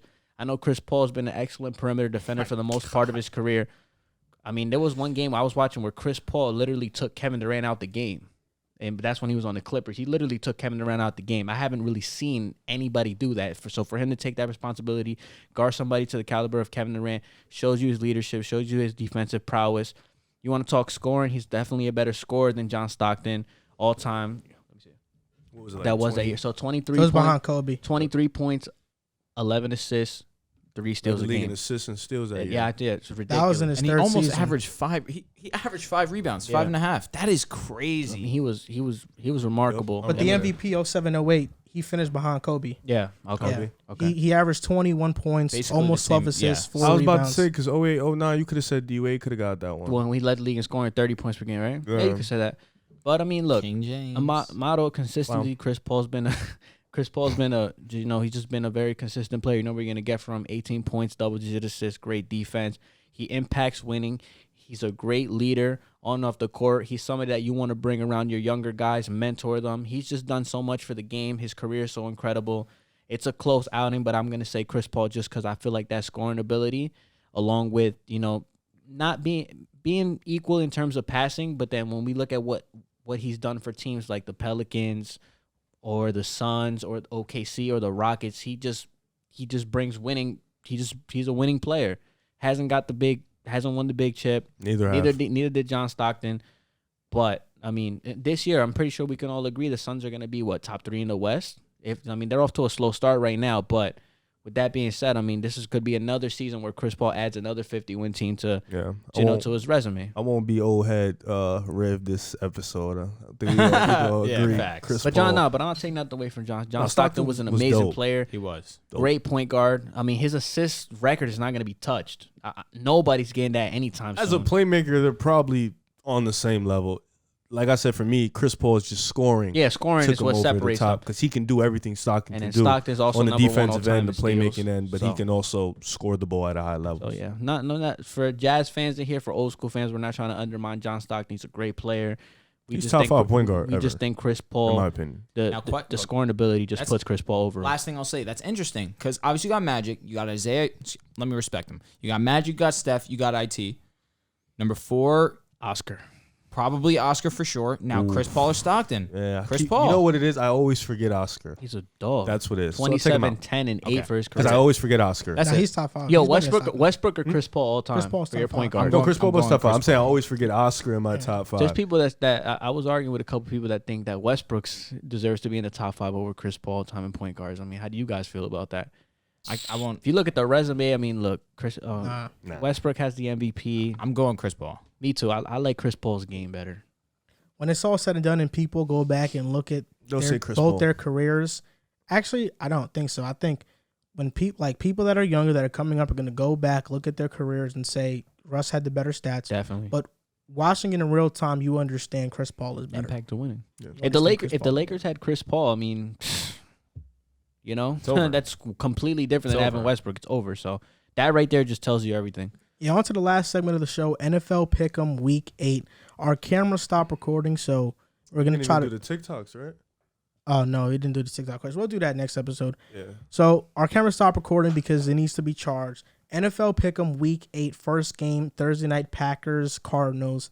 I'm going with the Packers if Devontae Adams plays in this game. I'm going with the Cardinals. You said the Packers if Tay plays. So what if Tay don't play? You going Arizona? Yeah.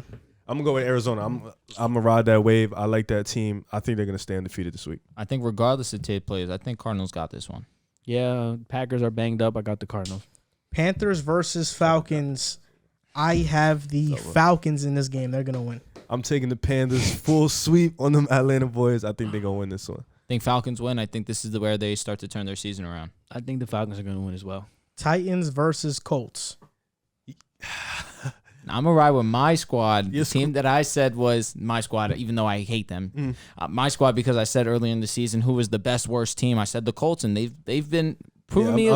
I'm staying a Wentz homer. Yeah, Colts. I think the Colts win this game, too. I think that is going to be a great game. They're hot right now. And JT has been Wentz out of his mind. The Pittman connection has been dope. I wanted Pittman on the Jets. Yo, Pittman looks crazy. Yeah, no, he's...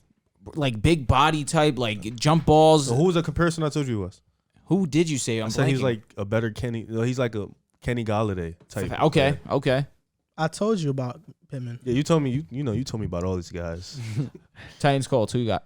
Colts. Okay. Got the Titans. Okay. Okay. Outside the box. Dolphins versus Bills. I got the Bills in this one.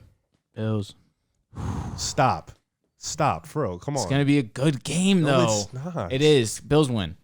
Bet you blow up. How many points?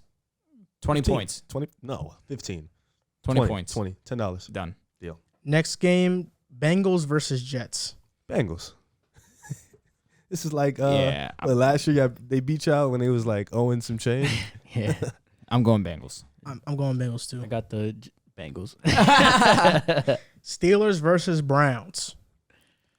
It's a good game. Browns. I gotta stay home. Same with the Browns. Browns. This is an interesting game because do we know if Baker's playing? Is it confirmed that he's coming back? Yeah, if Baker doesn't play, I'm picking the Steelers. Same here. You If think Baker Case plays, Keenum was that much of a drop off?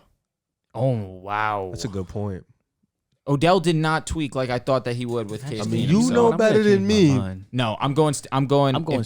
If Baker doesn't play, I'm going Steelers. If Baker plays, Yeah, I'm gonna stick with my gut. If Baker doesn't play, I'm going Steelers. Chubb and Baker Chubb is back. I don't know about Baker, but if Baker and Chubb are back, I'm going Browns. I'm going with the Steelers in this game. I think they've been asking Mike Tomlin about a USC job in the he tweaked media, on him. and he's pretty annoyed by that. Yeah. And I think this game, I think they're just going to come out well coached. The Browns are very well coached as well, but I got the Steelers in this one. Me too. I got the Steelers. Eagles versus Lions. Do the Lions get their first win? Nah, they don't. I got the Eagles. Yo, we lose, bro. Oh man, I got the Eagles though. I'm riding Lions. I think the Lions win this one. I think this is the first win that they're they competitive. get. They really are. They are a competitive team. They were competitive against the Rams last week for a portion of that game. I'm going with the Lions in this one to beat the Eagles. I'm going with the Eagles. They always competitive and for some reason just can't win. Such a fact. It's hilarious. Rams versus Texans. I got the Rams. Rams. Yeah, I'm going Rams. Rams. 49ers versus Bears. 49ers. This is interesting because the Bears love to be competitive in games like this. A game that's within reason, they do play up to their talent. I mean, they have a solid few wins. I think they beat the Raiders, beat the Bengals. I'm blanking on their last game that they won. Doesn't matter really. I think that the Bears do win this game. I'm not high on the 49ers. I think the 49ers will run all over them. I think the Bears find a way to win. I got the 49ers in this game. I got the Bears. Patriots versus Chargers. This is gonna be a great game, I feel like. But I think I'm gonna go with Justin Herbert and I'm gonna go with the Chargers. I think the Chargers need this win, especially after they got blown out by the Ravens before the bye. Maybe they were just cruising into the bye and really didn't take it too serious. So, I mean, I'm not thinking too much about it. I think the Chargers do win this game. Chargers defense hasn't looked great. I agree. I have the Patriots because the Okay. Chargers scheme, they don't predicate on stopping the run. I think the Patriots are going to run the ball, and Mac Jones is going to have a really good game. Okay. I still have hope on the Patriots making the playoffs, and if they want to make the playoffs, they have to beat a team like this. So I'm gonna go with the Patriots. I think they still have a slight window to make the playoffs. Jaguars versus Seahawks. I forgot Russell Wilson is playing. I'm gonna go with the Jaguars this week. I sense an upset. Geno fake whack, so I'm gonna have to go with Trevor Lawrence. Yeah, I'm gonna pick the Jaguars this week. Seahawks played in some tough conditions last night, and who knows if that's the reason why their defense looked probably the best that it's looked all season. This is an intriguing game to pick the Jaguars, even though I don't think that they're anywhere near the Saints right now. I'm probably going. I'm going to take the Seahawks. I think the Seahawks win this game. I think Geno will do enough, especially against this Jaguars defense that's very mediocre. I think the Seahawks will win this one. I got the Jaguars in this game. Trevor Lawrence has an exceptional one, I think, in this one. I agree. And Seahawks make the Jets pick even better. Yeah, same exact thing Joel said I was going to say. So, yeah, I got the Jaguars winning this game. Buccaneers versus Saints. I got the Bucs in this one. Bucs easy. Saints. The Bucs. Going Saints. They're regular season wise, they're gonna beat Tampa Bay Bucks. Just in the playoffs, it gets bad. So I'm gonna ride with the Saints. For my DraftKings boys, take Alvin Kamara under rushing yards. It's not happening that game. Washington versus the Broncos.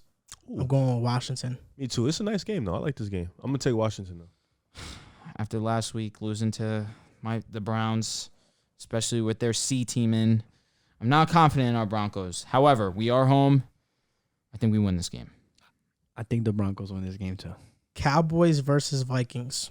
Great game. I'm gonna ride with the Cowboys this week. I think they're gonna beat Minnesota. Coming off the bye, they're going to be refreshed. I'm looking for the Cowboys. I got the Cowboys winning this game. The Vikings are going to win. Yeah, we know you. We know you gonna. The Vikings are going to win this game.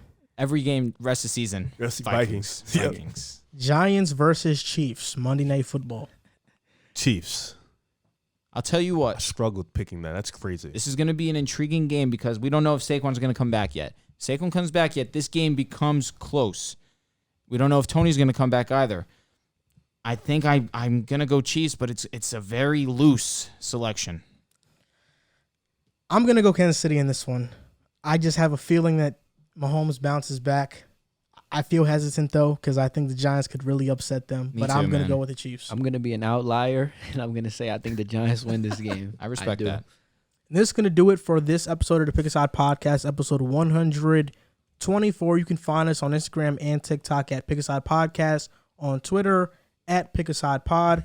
Thank you guys for watching or listening, and we'll see you next time.